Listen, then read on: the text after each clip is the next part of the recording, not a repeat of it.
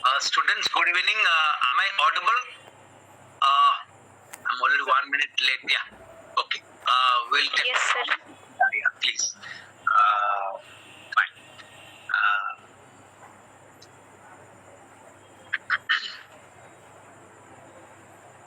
I think we are 1, 2, 3, 4. We are many of us. Mausam, Abhay, Anupama, Babita, Bharadwaj, Deepika, Itali, Om Prakash, Preetimayi, Ranganath, Satyajit, Soumyadeep, Basuri, Vaishali, Arya. So we are many. Some people Puja joined anyway. All right.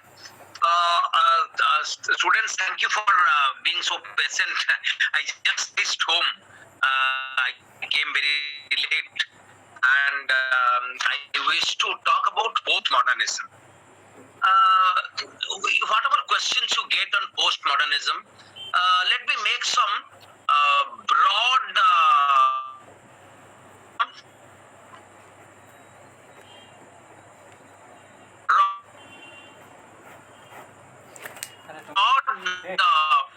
सुबुनी वर्ष म यो join गरौ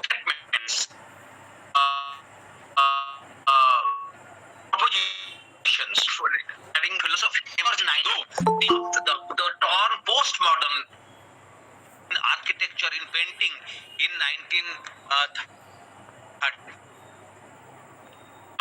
In 1930s and 40s, you find that the word postmodern was used to denote postmodernism as a term which was widely used in literary criticism, historical analysis, in anthropological and sociological narratives, came in the 1970s.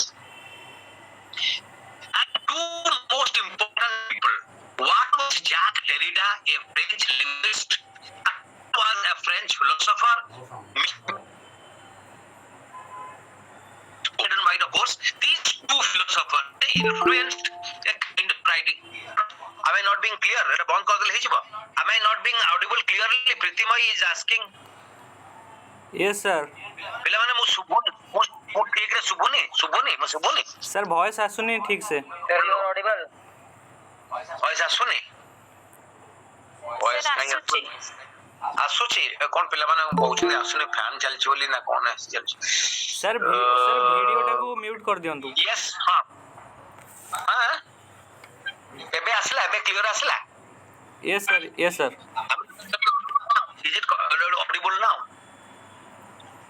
is it audible now yes sir audible sir yes sir ହଁ I think ସେଇ problem ଟା ହଉଥିଲା fan ଚାଲିଥିଲା ବୋଲି ବା ଆଉ କଣ problem ଯୋଗୁ ହଉଛି but I think now I'm clearly audible yes sir okay. So I was just trying to tell you that postmodernism, the term was used in the context of new trends which were developing in architecture and painting in the 1930s.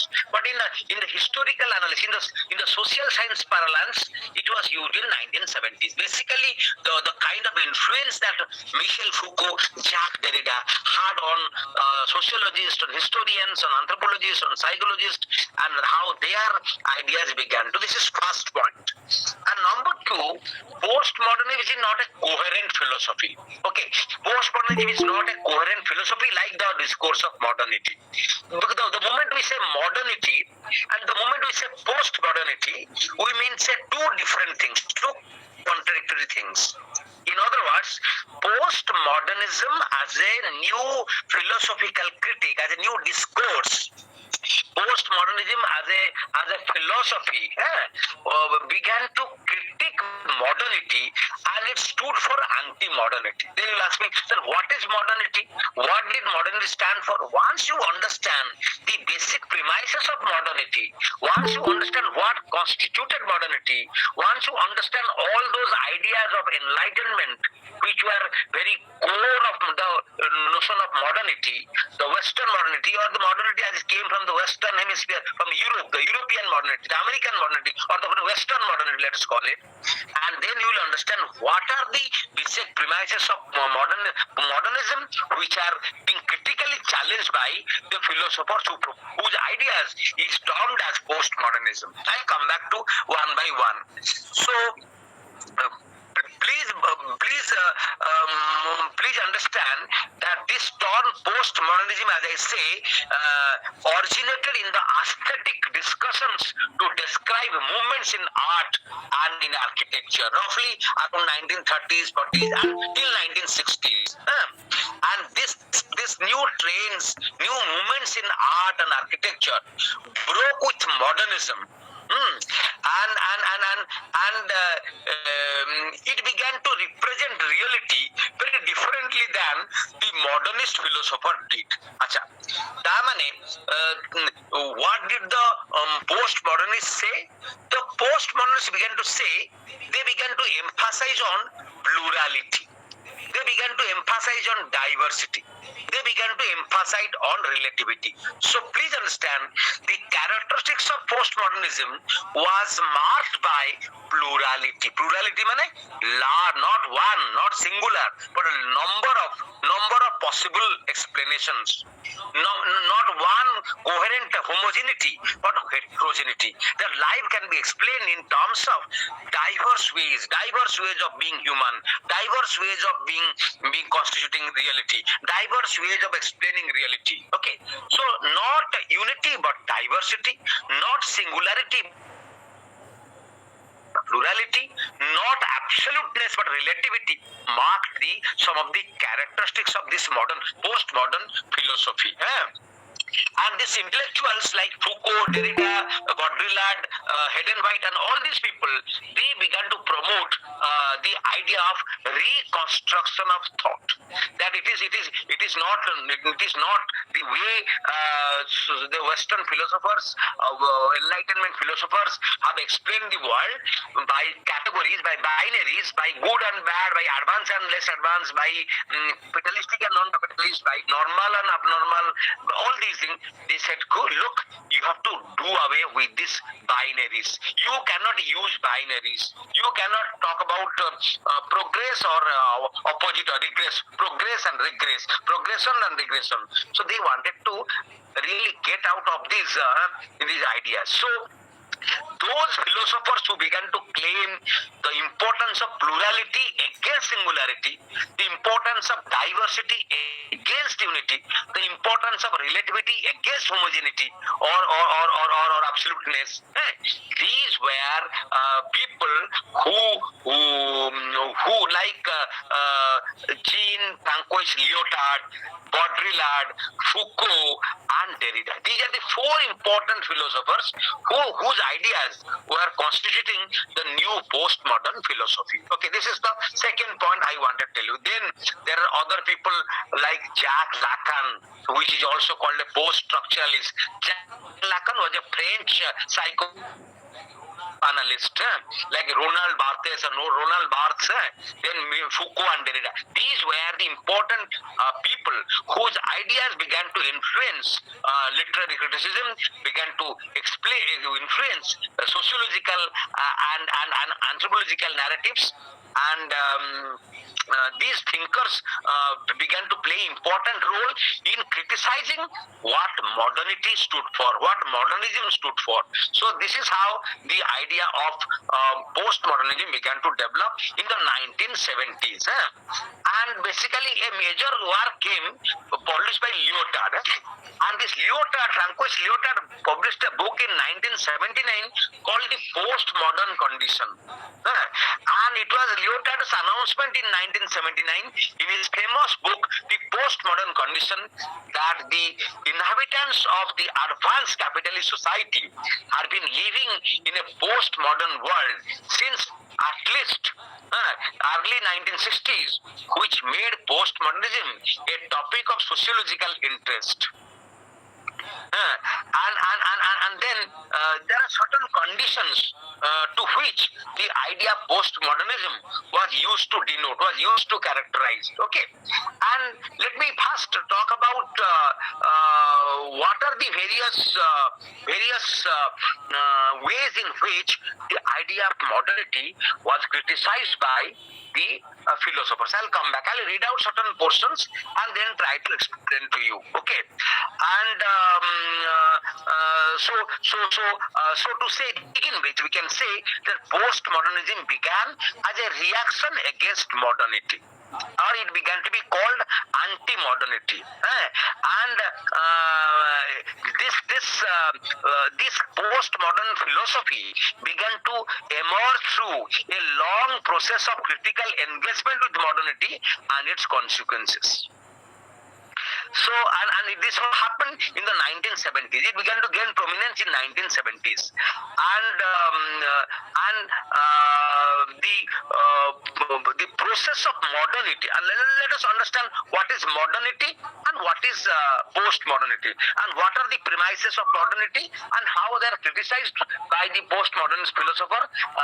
The premises of modernity. Okay, if you look at three, four things which are closely associated with modernity. Now, modernity basically talks about enlightenment rationality, or what you call scientific rationality. In other words, today in the morning I was telling you the Auguste Comte, Ranke, and empiricists, all of these who believe in the positivist philosophy, they believed in the primacy of science and believed in the primacy of what you call primacy of the scientific rationality. In other words, that all the modernist philosophers, whether it is Descartes, it is Montesquieu, Voltaire, Diderot, or Kant and Hegel, the two famous German philosophers, or any of them, all of them believed that scientific rationality, through scientific rationality, man can explain everything, all forms of knowledge, self phenomena, everything in the concrete world. And what is scientific rationality? That human being is capable of using his intelligence and logical power to arrive at truth and to discover truth and to understand the world as it really operates. This is scientific rationality. And all philosophers of modern rationality. Everything can be explained in terms of logical analysis by deducing from by logical analysis. So this was the fundamental and foundational tenets of modernity. Whereas postmodern philosopher says that so-called scientific rationality or human reasoning or the role of reason is inadequate. It can't explain reality because everything, the totality of experience, totality of human experience cannot be explained through scientific rationality. So they contradictory, they began to say that scientific rationality is a myth. It is only partially useful to make sense of the world, but our totality of experience cannot be capitulated by, cannot be contained by, cannot be proved by, cannot be reconstructed by scientific rationality. To call human being a rational animal is wrong. Man is not rational. Man is more irrational because man is moved by his unconscious and subconscious mind. The unconscious and subconscious mind are hidden part of the mind, and man's behavior, man's emotions, man's intuition, man's actions are flowing from not from the consciousness, not from the chetan part of the conscious part of the brain or the mind. It is coming from some deep dark core, and therefore it is not under control. It is like a wild horse, it is like a wild elephant, and the conscious mind can only nudge it in this direction, that direction. But the subconscious mind is so powerful that our emotions, our instincts, they are more important. Instincts कौन पिला माने? Specific behavior. तो death instinct और life instinct. Life instinct को हमें कहूचे eros, E-R-O-S. Death instinct हमें कहूचे thanatos. जे प्रति human being भितरे गोटे life instinct अछि, गोटे death instinct अछि. Man wants to live live, man also want to die. जो माने सुइसाइड करंती तांको भीतर डेथ इनस्टिंक्ट थानाटस जाऊ कहउचे ग्रीक टर्म टा थानाटस सेटा कोन करे ना तांको ओवर पावर करे इरोस को जेमिति इरोस हमर जीवन में बंचिबार गोटे मूल धर लव हैला बा आकर्षण हैला बा तमरो पिलापिली हैला बा सेक्स हैला जेमिति एटा सब इंस्टिंक्चुअल फोर्सेस लिबिडो हैला instinctual forces they are more foundational permanent they constitute eros तेणु एमाने कहउछन्ती फिलोसोफर कहउछन्ती no the power of the eros and the power of the Thanatos the death instinct and life instincts are beyond rationality जो लोकटा suicide करे ताको rational जिंस किछ जणा पड़ेनी he becomes he goes beyond जाको तमे पागल कहउछ से पागल न ए पागलटा को ए गोटे सोसाइटी ए लोकटा को पागल कहउछ काहा को नॉर्मल और अबनॉर्मलिटी रे जो फंडामेंटल ये गोटे लोक को तल नॉर्मल तमे कहउछ इन ए लोकटा को नॉर्मल कहउछ इन रिलेशन टू दिया को अबनॉर्मल लोक को रखी कहउछ बा ताहा को अबनॉर्मल कहउछ जाको पागल कहउछ तार पागलामीटा गोटे प्रकार पागलामी न से पागलामी को डिफाइन करा जाउची in terms of what is constitute are normal जोटा पागलामी न जोटा नॉर्मल और पागलामी इतरा डिफरेंस होची ए जो दीटा बाइनरी यूज करछे से माने कहउछ नो पागल को बुझिया पड़िबो पागल रो मेंटल स्टेट को बुझिया पड़िबो जे पागल होई जाउची से गोटे रैशनैलिटी से गोटे अल्ट्रा रैशनैलिटी से गोटे इरेशनैलिटी जहां भी तुम कहउछ तार ऑपरेट करूची तेनु you can not do that तेनु मॉडर्न सोसाइटी रो जेते सब नुवा नुवा ऑर्गेनाइजेशन हला तम स्कूल हो तोर हॉस्पिटल हो तो आर्मी रो इंस्टीट्यूशन हो तुमरो साइकियाट्रिक क्लिनिक हो तुमरो प्रिजन हो जेल खाना हो एगुडा सब creation of modern society to contain abnormality to contain जो माने बिहेव कले other one what is ought to be done जोटा करिवा कथा जोटा स्टैंडर्ड नॉर्म्स एंड बिहेवियर अछि ताको जे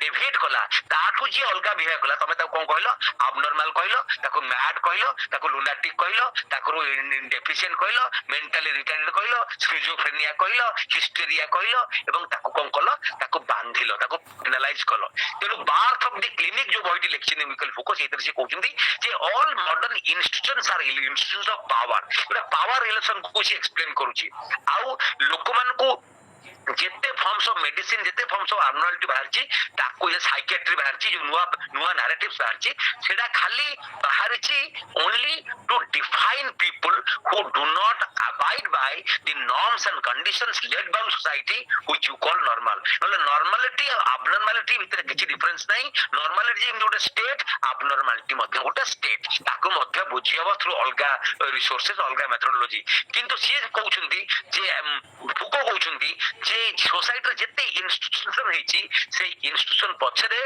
किछि लोक अछंती जहार सेल्फ इंटरेस्ट जहार डोमिनेंस जहार प्राइमेसी जहार प्रायर जहाको प्रायोरिटाइज करी कि जहार इंटरेस्ट को प्रायोरिटाइज करी कि से माने डोमिनेट करछंती तेनो सबु कंडीशन को बुझियबो थ्रू अंडरस्टैंडिंग हाउ पावर और नॉलेज और power is exercise in society in fact focuses all relationships are relationships of power and जोटी नॉलेज अछि नॉलेज को यूज करी कि लोक माने पावर यूज करछिन पावर को यूज करी डोमिनेट करछिन अन्य मान को एवं से डिस्टेंस ता मेंटेन करछिन से डोमिनेशन ता मेंटेन करछिन तेनु हमरटा हायरार्किकल सोसाइटी मेंटेन हेक रहउछि मु आ टिके पर फुको को फेरबी ता जीवन कथा कहि कि ताका विवर कहिबी किंतु खाली एती कहउछि जे ह्यूमन रैशनैलिटी कथा कहउछि एनलाइटनमेंट रैशनैलिटी कथा कहउछि जो साइंटिफिक रैशनैलिटी कथा कहउछन्ती एको डिनाय करूछन्ती पोस्ट मॉडर्निस्ट थिंकर्स माने is the first point. Number 2, then modernist माने कोन कहउछन्ती the primacy of science मु कहउतली जे science is a systematic body of knowledge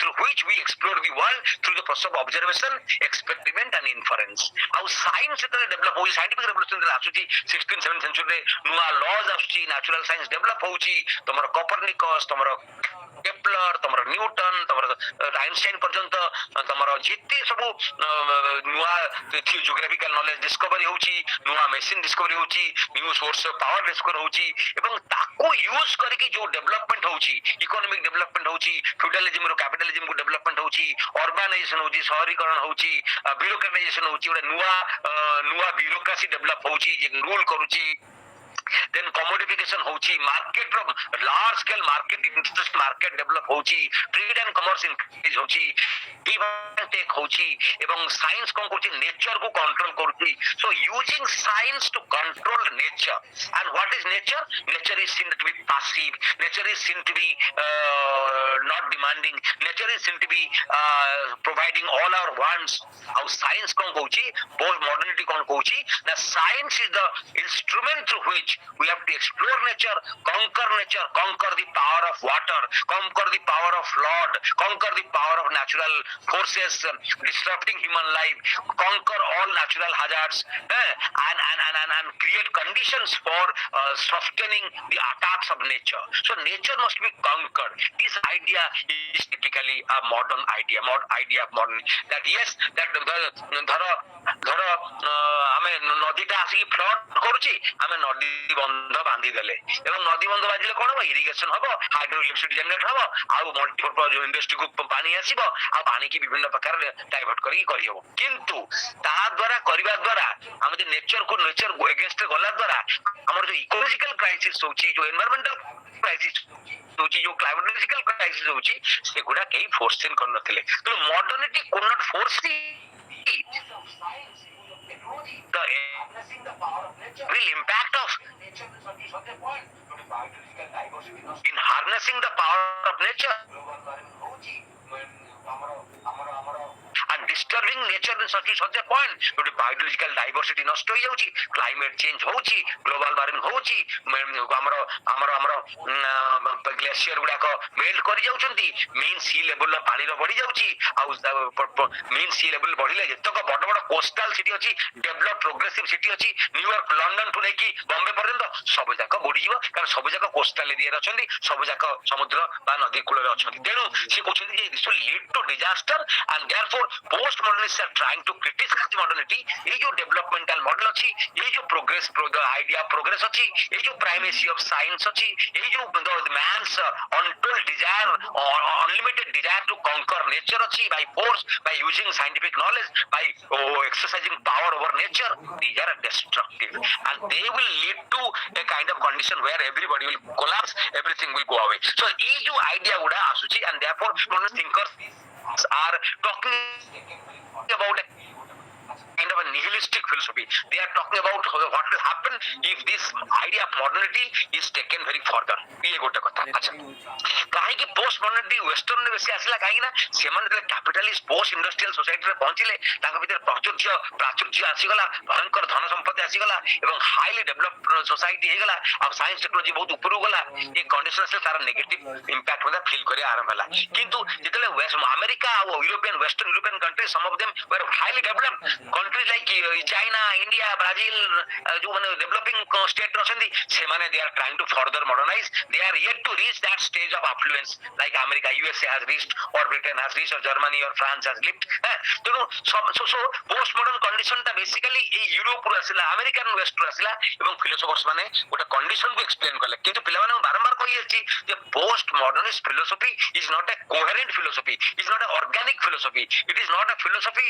which can give you there is a lot of contradiction within the post modernist thinking there is also difference between and postmodernists cannot also explain everything away they have a tendency to destroy they have a tendency to debunk they have a tendency to criticize they have a tendency to turn the narrative of modernity topsy-turvy ulta pulta and they are but yet they are unable to give you a concrete explanation because he कहउछंती a concrete explanation ता ही possible नुह like history हला sociology हला anthropology हला ये जो social sciences अछि या माध्यम रे हमें सोसाइटी कंप्लीट रियलिटी को एक्सप्लेन करि परिबा नाही एटा सब पार्शियल एक्सप्लेनेशन तेनु दुई प्रकार क्रिटिसिज्म पोस्ट मॉडर्न आसी ओटो होची मॉडरेट क्रिटिसिज्म ओटो होची एक्सट्रीम क्रिटिसिज्म जो पोस्ट मॉडर्निस्ट थिंकर माने एक्सट्रीम क्रिटिसिज्म करछिन मॉडर्निटी रो से माने बिल्कुल विश्वास करनांती जे ए साइंस रो किछि वैल्यू अछि बा मॉडर्न रैशनैलिटी रो किछि वैल्यू अछि जहा थ्रू रे हमें समाज को बुझि परिबा हम ଜନଜୀବନକୁ ବୁଝିପାରିବା ବା ଆମେ ଠିକରେ ଚଳିପାରିବା ବା ଗୋଟେ ନର୍ମାଲ সোসাইটাল ଏକ୍ଜିଷ୍ଟେନ୍ସକୁ ସଷ୍ଟେନ୍ କରିପାରିବା। whereas moderate ମାନେ ବିଲିଭ କରୁଛନ୍ତି नो ଯାହା ଖରାପ ଥାଉ ମଡର୍ନ ସୋସାଇଟିରେ but ultimately people have a way of living and they have their own power ସେଇ enlightenment rationality ୟୁଜ କରିକି ସାଇନ୍ସ ୟୁଜ କରିକି ଟେକ୍ନୋଲୋଜି ୟୁଜ କରିକି ଆଉ ସେମାନେ ଗୋଟେ ସିଷ୍ଟମ ଯୋଉ ବ୍ୟୁରୋକ୍ରାଟାଇଜେସନ କୁହ ତମର କମୋଡିଫିକେସନ କୁହ ଅର୍ବାନାଇଜେସନ କୁହ ଇଣ୍ଡଷ୍ଟ୍ରିଆଲାଇଜେସନ କୁହ କ୍ୟାପିଟାଲିଜମ କୁହ ଏଗୁଡା ସବୁ ଯୋଉ ସିଷ୍ଟମ ମଣିଷ ତିଆରି କରିଛି ଏଇ ସିଷ୍ଟମ ଭିତରେ ମଣିଷକୁ ସଷ୍ଟେନ କରିହବ ଆଉ ବୁଝେଇ ହବ ବା ଗୋଟେ ସଷ୍ଟେନେବିଲିଟି ଗୋଟେ ବିଚାରଧାରା ନେଇକି ଗୋଟେ particular belief ନେଇକି ମଣିଷ ବଞ୍ଚିପାରିବ despite the limitations of exploitation, despite the problems of exploitation of one by other, despite the problems of slums, despite the problems of poverty of a larger mass of people, despite displacement, despite dispossession of the poor people, but still modernist narrative रे ଗୋଟେ explanation possible, whereas post modernist narrative रे ଗୋଟେ coherent narrative, ଗୋଟେ well organized theory is not possible because it is a kind of philosophy which believes in difference, which believes in diversity, which believes in heterogeneity, which believes in which believes in plurality, which believes in relativity and not something very fixed and not something which is well defined. So postmodernism as a philosophy, as a critical thought system is not very precise and it is relativistic, it is plural, it is diverse, it is heterogeneous, and therefore they make a critique of modernity which stands for homogeneity, which stands for fixity, which stands for a singularity, which stands for a homogeneity. ତେଣୁ ତାଙ୍କ ଭିତରେ difference ହୋଇ ଆଚ୍ଛା then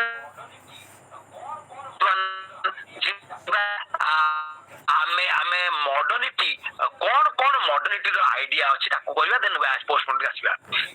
ଆମେ ଦେଖିବା the social sciences including history were integrally related to making of the modernity. Great thinkers like Thomas Hobbes, Montesquieu, Voltaire, David Hume, Adam Smith, Francis Bacon were all products and producers of this modernity. ତାଙ୍କ writings ରେ, ତାଙ୍କ theory ରେ, ତାଙ୍କର scientific explanation ରେ, ତାଙ୍କ philosophy ରେ the idea of modernity came and their theories were used for legitimizing and maintaining a centralized, a bureaucratic state and creating new institutions and molding society and economy in newer ways. So कौन basic values or basic belief system अछि modernity रे, which let me explain one by one. First of all, modernity believes in or has faith in the usefulness and the correctness of modern science and technology. That means the value and the instrumentality of modern science and modern technology and its usefulness in organizing our life. There is a faith. The modernist philosophers, they believe that science and technology can help us in living a life of sanity, living a life of comfort, living a life of organized existence. Therefore, the modernity believes in the usefulness and correctness of modern science and technology. One. Number two, modernity also believe in enlightenment principle that the society should follow the path of reason with a capital R and that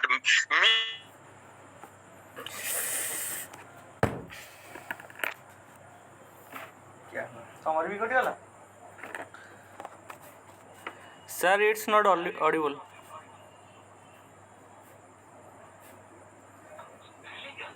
religion, धर्म और mythology ये दुईटा को किछि ता भीतर कातार किछि useful नेस नाही बोली religion as an idea summer सब जी religion was used by the upper caste to dominate the lower caste. So in कौचने always marginalize religion. It has a peripheral as an idea. Technology was important. Religion was used by the upper caste to dominate the lower caste. So in Marxist religion is the opium of the masses. Opium of the masses. Je dharmankar office thing. I am not audible. Am I audible? Deepika? No, Am I sir. audible? Somebody is saying I am not clearly audible. Is it Subhuji? Sir, you are clearly Hello? audible. Okay, I am clearly audible. Somebody is saying in writing in the chat box I am not. যদি হউনি ପିଲାମାନେ ତମ ପଟୁ କ'ଣ ଥିବ problem? ମୋ ପଟୁ ତ clear ଅଛି. Yeah. Okay. So I'm saying the second point of modernity is that believed in enlightenment principles. And enlightenment principle कौन? That reason, humanism, human reason, secularism, all these are important. And the modernity belief it tries to marginalize, it tries to discard, it tries to role of myth and religion. কিন্তু post modernism মানে কହୁଛନ୍ତି no, myth is more potent than history. Religion is important. Religion cannot be brushed aside. Religion is a big force in human society, which is not untrue. So for the modernist, myth and religion are useless. They have no role in shaping social values. But for the postmodernists, myth is as important as this one. For example, ଗୋଟେ ଛୋଟିଆ କଥା କହୁଛି, ଧର ଆମେ believe କରୁଛେ ତାରିଣୀ, ଆମେ ଧର believe କରୁଛେ ହନୁମାନ, ଆମ ପରୀକ୍ଷା ଅଛି, ଆମେ ଭାବୁଛେ ପରୀକ୍ଷାରେ କ'ଣ ଭୁଲଭାଲ ହେଇଯିବ, ତେଣୁ ଆମେ ପ୍ରେୟାର କରିକି ଆସିବା, ଆମେ ଠାକୁରଙ୍କୁ ଇଏ କରିବା, ଆମେ ଏଇ ଯୋଉ ଆମେ ଯୋଉ ବିଲିଭ କରୁଛେ, ଆମର ବିଲିଫ ଇନ ରିଲିଜନ ଇଜ ଭେରି ସାଲୋ. ବଟ୍ ଆମେ ଏଇଟା କରୁଛେ, ଆମେ ଦେଖୁଛେ ବସ୍ ଗୋଟେ ହଉଛି ମଡର୍ନ ଗାଜେଟ, ଗୋଟେ ବସ୍ ଯାଉଛି, ଟ୍ରକ୍ ଯାଉଛି, କିନ୍ତୁ ବସ୍ ଟ୍ରକ୍ ର ଆଗରେ ଆମେ ଡ୍ୟାସବୋର୍ଡରେ କ'ଣ ଦେଖୁଛେ? ସେଠି ଦୁର୍ଗା ଅଛନ୍ତି, ସେଠି କୃଷ୍ଣ ଅଛନ୍ତି, ସେଠି ଶିବ ଅଛନ୍ତି, ସେଠି ହନୁମାନ ଅଛନ୍ତି, ଗଣେଶ ଅଛନ୍ତି, ଏବଂ ପୂଜା କରୁଛେ, ସେ ତାକୁ ଧୂପ ଦେଇକି ଗାଡିଟା ଷ୍ଟାର୍ଟ କରୁଛି. ତାମାନେ କେମିତି କୋଏକ୍ଜିଷ୍ଟେନ୍ସ ଅଫ ଟ୍ରାଡିସନ ଆଣ୍ଡ ମଡର୍ନ ଆମେ ରହୁଛେ. ତେଣୁ ସେ ଯୋଉ ମିଥ୍ ଅଛି ଆମର ରହିଛି, ଆମେ ଯାହା ଦ୍ୱାରା ବଞ୍ଚୁଛେ, ଆମ ପିଲାଦିନରୁ ଆମେ ଯେମିତି କଣ୍ଡିସନିଂ ହେଇଛେ, ଆମେ କିଛି ମିଥ୍ ନେଇକି ବଞ୍ଚୁଛେ, ଆମେ କିଛି ନେଇକି ବଞ୍ଚୁଛେ, ଆମେ କେତେଗୁଡା ଜିନିଷ ଏମିତି କରୁଛେ ଭାରି ଇରେସନାଲ ଜିନିଷ, କିନ୍ତୁ ଆମେ ତାକୁ ଇରେସନାଲ ଭାବୁନେ. They have become a part of our life, and therefore we are always moving by. Mythology କ'ଣ?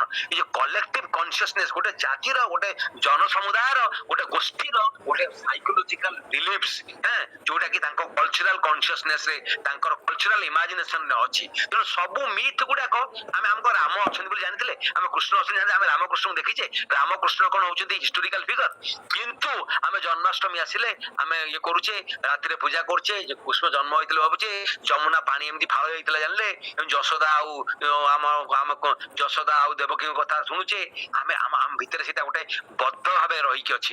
ସବୁ all Hindus believe in so many of the important rituals, important Hindu gods and goddesses, and all those mythic existence. Enlightenment ମାନେ ଯୋଉ modern philosopher ମାନେ they don't recognize, they don't give more importance to the idea of myth, the idea of religion, which play an important role, whereas the postmodernists are saying no, is important, myth is important, myth is more powerful than history. History is all bunk. History and postmodernists are saying history is not a valid source of knowledge. History is not maybe it's a source by discipline, but history is not a valid mode of knowing the truth.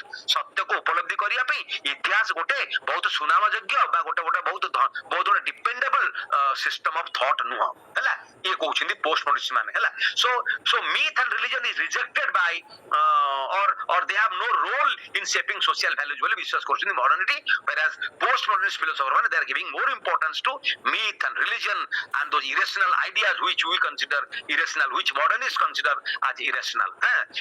Point number 3, the modernist belief in a linear, progressive and transparent course of human history. That ସେମାନେ କହୁଛନ୍ତି ଯେ human ଜନ ଇତିହାସ, ମଣିଷ ଇତିହାସ ଗୋଟେ straight line ରେ progress କରୁଛି, ଗୋଟେ lower level of development, ଗୋଟେ higher level of development, and ଇଏ ଯେତେ progressive ହେଇଯାଉଛି, human mind କ'ଣ କରୁଛି ନା manifest କରୁଛି ତାର progressivity ଟାକୁ. So the notion of modernity or western modernity believed in a linear, progressive and transparent course of human history, whereas for the postmodernists ସେମାନେ କହୁଛନ୍ତି କିଛି ନାହିଁ, ଏ ଯୋଉ linear cyclic time is a cultural construct. Time is constructed by human being. ସମୟକୁ ମଣିଷ ତିଆରି କରିଛି, ସେଇ ସମୟକୁ ସିଏ ଘଣ୍ଟା, ମିନିଟ, ସେକେଣ୍ଡ, ବର୍ଷ ଦଶନ୍ଧି ସେଞ୍ଚୁରୀ ଡିଭାଇଡ କରିଛି ତାର କନଭିନିଏଣ୍ଟ ପାଇଁ ରହିଛି। ଯଦି କ୍ରୋନୋଲୋଜିର ଗୋଟେ ଇମ୍ପୋର୍ଟାନ୍ସ ରହିଛି, ଏମାନେ ବିଶ୍ୱାସ କରୁନାହାନ୍ତି ଯେ ଟାଇମ ଗୋଟେ ଟାଇମକୁ କୌଶଳ କନଷ୍ଟ୍ରକ୍ଟ ଟାଇମ କନଭିନିଏନ୍ସ ପାଇଁ ମଣିଷ ହ୍ୟୁମାନ କନଭିନିଏନ୍ସ ପାଇଁ ତିଆରି କରାଯାଇଛି। ତେଣୁ ଏମାନେ ବିଲିଭ କରୁନାହାନ୍ତି ଦ ଏଫିକାସି ଅଫ ଟାଇମ। ଯୋଉ ଟାଇମଟା ହଉଛି ଲିନିୟର, ଯୋଉ ଟାଇମଟା ଗୋଟେ ପ୍ରୋଗ୍ରେସିଭ, ଯୋଉ ଟାଇମକୁ ଏକ୍ସପ୍ଲେନ କରିକି ଗ୍ୟାସ୍ ବେସ୍ କରୁଛି। କାରଣ you can't have right any historical narrative without reference to a time frame. କେବେ କେତେବେଳେ ଗୋଟେ ପର୍ଟିକୁଲାର ଜିନିଷ ଘଟଣାବଳୀ ଘଟୁଛି, ସେଟା ତାପରେ ତା ପରବର୍ତ୍ତୀ ସମୟରେ ଘଟି ଘଟି ସେ କୁଆଡକୁ ଯାଉଛି ବା ତାର କେମିତି ବିଲୋପ ହଉଛି, ଆଉ ଗୋଟେ ନୂଆ ଡାଇନାସିଟି ଷ୍ଟାର୍ଟ ହଉଛି, ବା ଆଉ ଗୋଟେ ନୂଆ ସୋସିଆଲ ଫର୍ମେସନ ଆରମ୍ଭ ହଉଛି, ବା ଆଉ ଗୋଟେ ନୂଆ ସୋସିଓଇକୋନୋମିକ ସିଷ୍ଟମ ଆରମ୍ଭ ହଉଛି। ତେଣୁ ଏଇ ଯୋଉ ଫ୍ୟୁଡାଲ ପ୍ରିମିଟିଭ କମ୍ୟୁନିଜମ, ତାପରେ ସ୍ଲେଭେରୀ, ତାପରେ ଫ୍ୟୁଡାଲିଜମ, ତାପରେ କ୍ୟାପିଟାଲିଜମ, ତାପରେ ସୋସିଆଲିଜମ, କମ୍ୟୁନିଜମ, ଏଇ ଯୋଉ ପ୍ରୋଗ୍ରେସିଭ ଷ୍ଟେଜରେ ଆମେ ଆସୁଛେ, ଏ କଥା ତାକୁ ମଡର୍ନିଷ୍ଟ ମାନେ ବିଶ୍ୱାସ କରୁଛନ୍ତି, କିନ୍ତୁ ପୋଷ୍ଟ ମଡର୍ନିଷ୍ଟ ମାନେ ଏକୁ ରିଜେକ୍ଟ କରୁଛନ୍ତି। ସେ କହୁଛନ୍ତି notion of progress is bullshit. There is no linear the notion of linear time is also not correct. It is just a myth. It is just a human creation. It is a cultural construct. So they do not believe in that. Okay. Acha. Fourth point, modernists basically depend on principles in comparison to particularity. ସେମାନେ କହୁଛନ୍ତି ଯେ there are certain universal principles which are applicable everywhere despite cutting across time, space, region and other factors. କିନ୍ତୁ post modernist ମାନେ କହୁଛନ୍ତି କିଛି universal principle ନାହିଁ, କୌଣସି universal principle hold କରିବନି ସବୁ ଜିନିଷ explain କରିବା ପାଇଁ। এই universal principles are partly universal and they are applicable to a particular region, a particular time, a particular group of people. Okay, so the universality of the modernist is rejected by the non-universality there is nothing universal in this life or this world by the post-modernist. Okay, and post-modernists, they basically emphasize on particularity, not on universality. So when modernists talking about universal laws, universal principles, post-modernists are talking about particularity, the notion of particularity, and no universal principles are acceptable to them. Okay, then the next difference is faith in the autonomous self-conscious individual who is a master of destiny. According to all modernist philosophers, according to the notion of modernity, man is the maker of his own destiny. ମଣିଷ ନିଜ ଭାଗ୍ୟର ନିଜ କର୍ମ ବିଧାତା, କର୍ମ ଦ୍ୱାରା reasoning power ଦ୍ୱାରା that man can build his own destiny, and therefore man is an autonomous, man is a self-driven, man is a self-conscious, man is an individual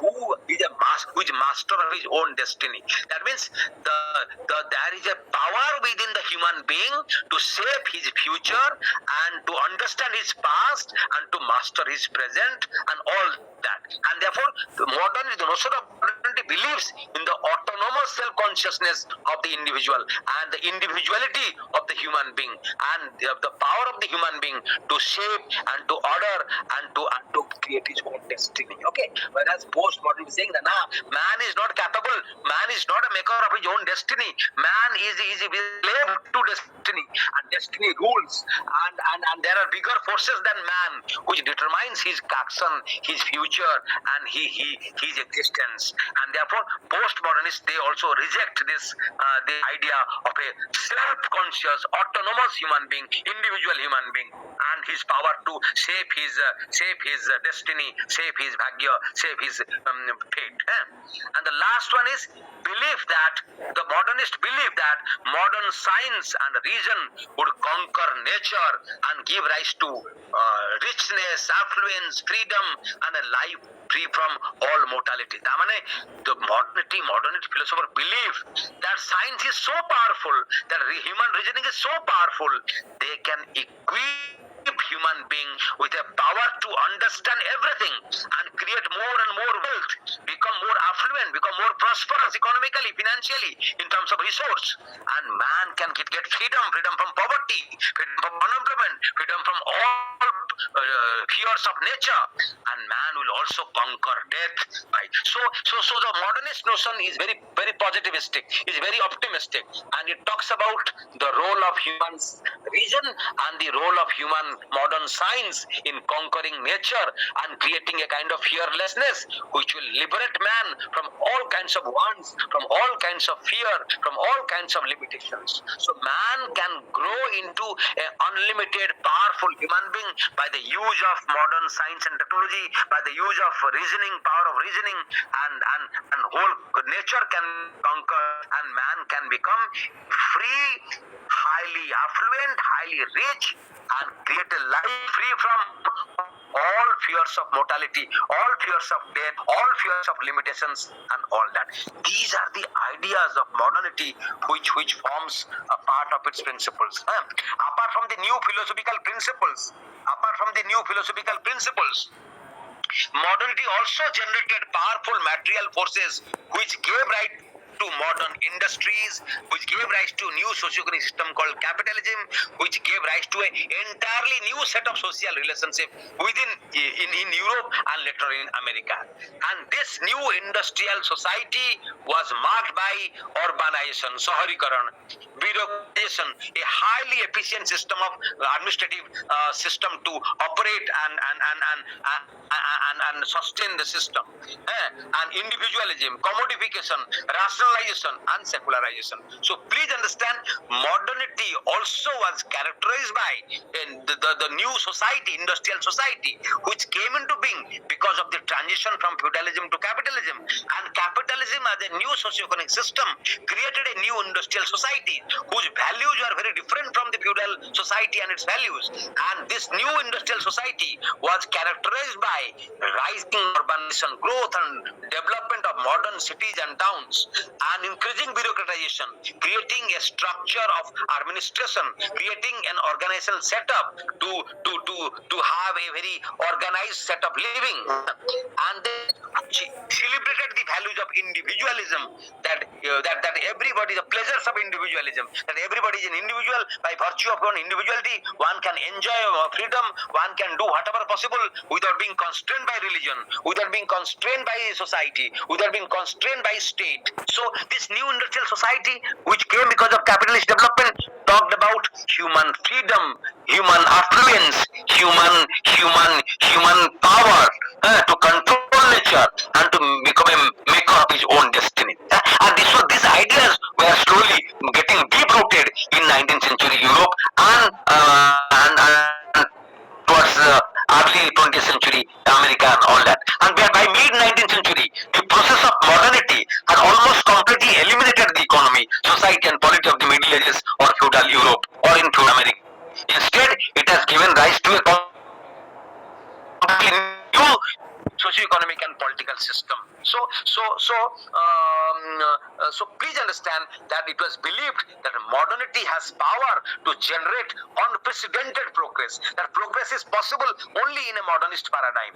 As modernity generated unprecedented progress, modernity also created enormous sufferings also. ये सफर कला जेमती हमर urbanization हला किन urbanization हेले common रहिले जहाँ के resources थिला, they could manage to stay in high palatial buildings and enjoy all the comforts. Those who managed money power who dominated the society. But what happened to the slums areas? What about the workers who worked in the factories? What about to their time schedule? What about the education and sanitation and the status of their poor workers who began to live in slum areas in the cities? And then the peasantry, the workers, the Adivasi, the artisans were all forced to go through terrible misery because of the process of modernization. The process of modernization, the process of capital coming of capitalism, the process of so-called urbanization and industrial capitalism, that also led to creation of poverty, creation of suffering, creation of displacement and dispossession of a large number of people who are at the receiving end. तुम देखियो जेतेबेले America रे बा Europe रे imperialism develop कला से माने कोन कले A Australia रे जो एबोरिजिनल गुडा थिले माओरी बा बहुत आदिवासी थिले सेमानको सब ए यूरोपियन माने जाई कि ताको डिस्प्लेस करी ताको लैंड छोड़ी कि ताको ऊपर दमन लीला करी कि ताको कल्चर को कल्चरल जेनोसाइड करी कि ताको डिस्ट्रॉय कर देले. Same thing happened in Latin America, same thing happened in Africa, same thing happened in Asia. ତେଣୁ ଆମେ ଦେଖିବା the great sufferings were caused by these colonizing European imperialists who eliminated local people, occupied their land, drained their economy for their own benefits, and destroyed their culture. So this imperialistic drive led to death of millions and migration of millions of people in the colonial territories, and enormous distortion in their culture and traditions, and terrible burden of the so ଯଦି ଆମେ ଦେଖିବା ତାର ଗୋଟେ ଅଲଗା side ଅଛି। ତେଣୁ ଏଇ ଅଲଗା ସାଇଡ୍ କୁ ପୋଷ୍ଟ ମଡର୍ନିଷ୍ଟ ମାନେ ଦେଖୁଛନ୍ତି ଏବଂ କହୁଛନ୍ତି ଯେ all that you are talking about modernity has brought only affluence to a few. It has also brought affluence to a small number of people at the cost of a large number of people being displaced, dispossessed, and suffering from great ills. Okay, so modernity has its own limitations. Modernity is actually a myth created by the powerful sections to sustain their domination over a large section of people by using their knowledge, by using their money power, by using their affluence, by using technology, by using bureaucratization, by using their knowledge as a powerful instrument to maintain and sustain this domination. Okay. ତେଣୁ postmodernism and postmodernity are sometimes used interchangeably. In fact, both the terms denote different though related meanings. While postmodernity has been used to characterize the economic and social conditions of existence in contemporary developed society like modern Western societies, postmodernism denotes a philosophy which has now arisen after and in opposition to the philosophy of modernity. Okay, so postmodernism denotes a philosophy which is a critique of the philosophy of modernity, and all that I talked about the features of modernity are criticized and they are denied by the postmodernist thinkers, right?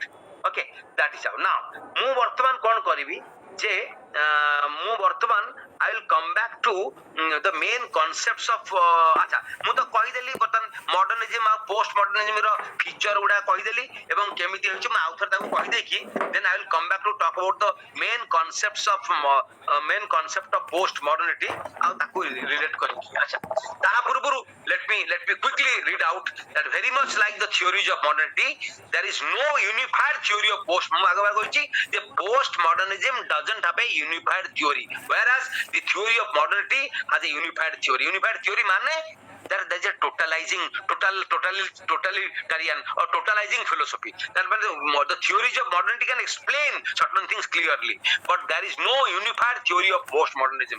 Postmodernism idea ta I'm only kichi philosopher writings re tanko analysis re pauche am taku postmodern ko jota kame cultural studies re sociological studies re historical studies re use korche.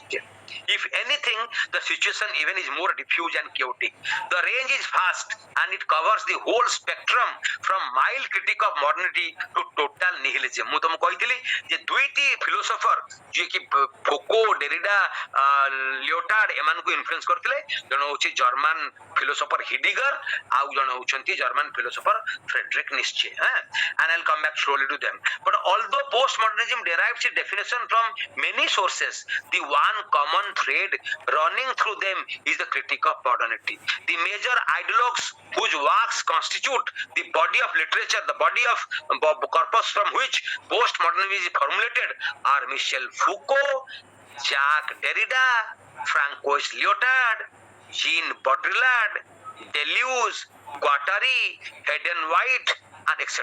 And the works of these people, Foucault, Derrida, Lyotard, posed a major challenge to the narratives of modernity, and their theories attacked the basic foundations of knowledge created by modernity, with reason as its center. The target of their criticism has been capitalism, historicism, humanism, scientificism, rationalism, which constitute the modern world. So please understand, the post-modernist philosopher, they attack those very principles which characterize or which stands for the notion of modernity, like capitalism, the critique of capital, the critique of power, power has been very central to the postmodernist philosophers, and the historicism, that historical knowledge ର କିଛି usefulness ଅଛି, the historical knowledge ରେ ଆମେ explain କରିପାରିବା social reality କୁ, we can explain the development of human society, ୟାକୁ ସେମାନେ reject କରୁଛନ୍ତି. So the postmodernist philosophers, they reject historicism, that the historical knowledge is not a valid source of knowledge, historical knowledge is not dependable. Okay, they criticize capitalism as a heinous system. They say capitalism has brought about many ills, and capitalism and everything cannot be explained in terms of the power of capital or the power of the nation state. So nation state, capitalism, these they all form part of the notions of modernity, and they are all for criticism by the postmodernist philosophers. Okay, and the idea of rationalism, the idea of scientificism, the primacy of science, and all that I told you, they have been targets of attack. Second, postmodernism question the claims of enlightenment philosophers for universal knowledge. J enlightenment for David Hume हाला, Locke, Hobbes, Descartes, जो मैंने कहले कि it is possible to create a large universal knowledge. तेणु postmodernist philosophy कହୁଛନ୍ତି universal knowledge केमिति नाही, କିଛି ନାହିଁ, ସବୁ ଯୋଉ knowledge ଟା universal ସେଟା partially universal, it is applied to a continent, it is applied to Europe or America, it is not equally applicable to all. And postmodernism therefore criticized the source for foundations of knowledge. The postmodernism criticized the source for the foundations of knowledge, and jadi modernity gave birth to grand narratives, postmodernists created a serious critique of this grand narrative. Grand narrative कथा capitalism रो कथा हो कि historicism कथा हो कि आमे कहूचे marxism कथा हो कि annals कथा हो, जेते सब बड़ बड़ narrative echo they are all products of modernity, and postmodernity rejected these narratives. They said that there is no place for grand narratives. These grand narratives actually are not grand narratives, and to call it grand narrative is false, because these narratives are only their validity only operates within certain geographical space, certain time, and certain group of people. It doesn't apply to all people across all time, across all regional places, across all geographical spaces. You know, postmodernism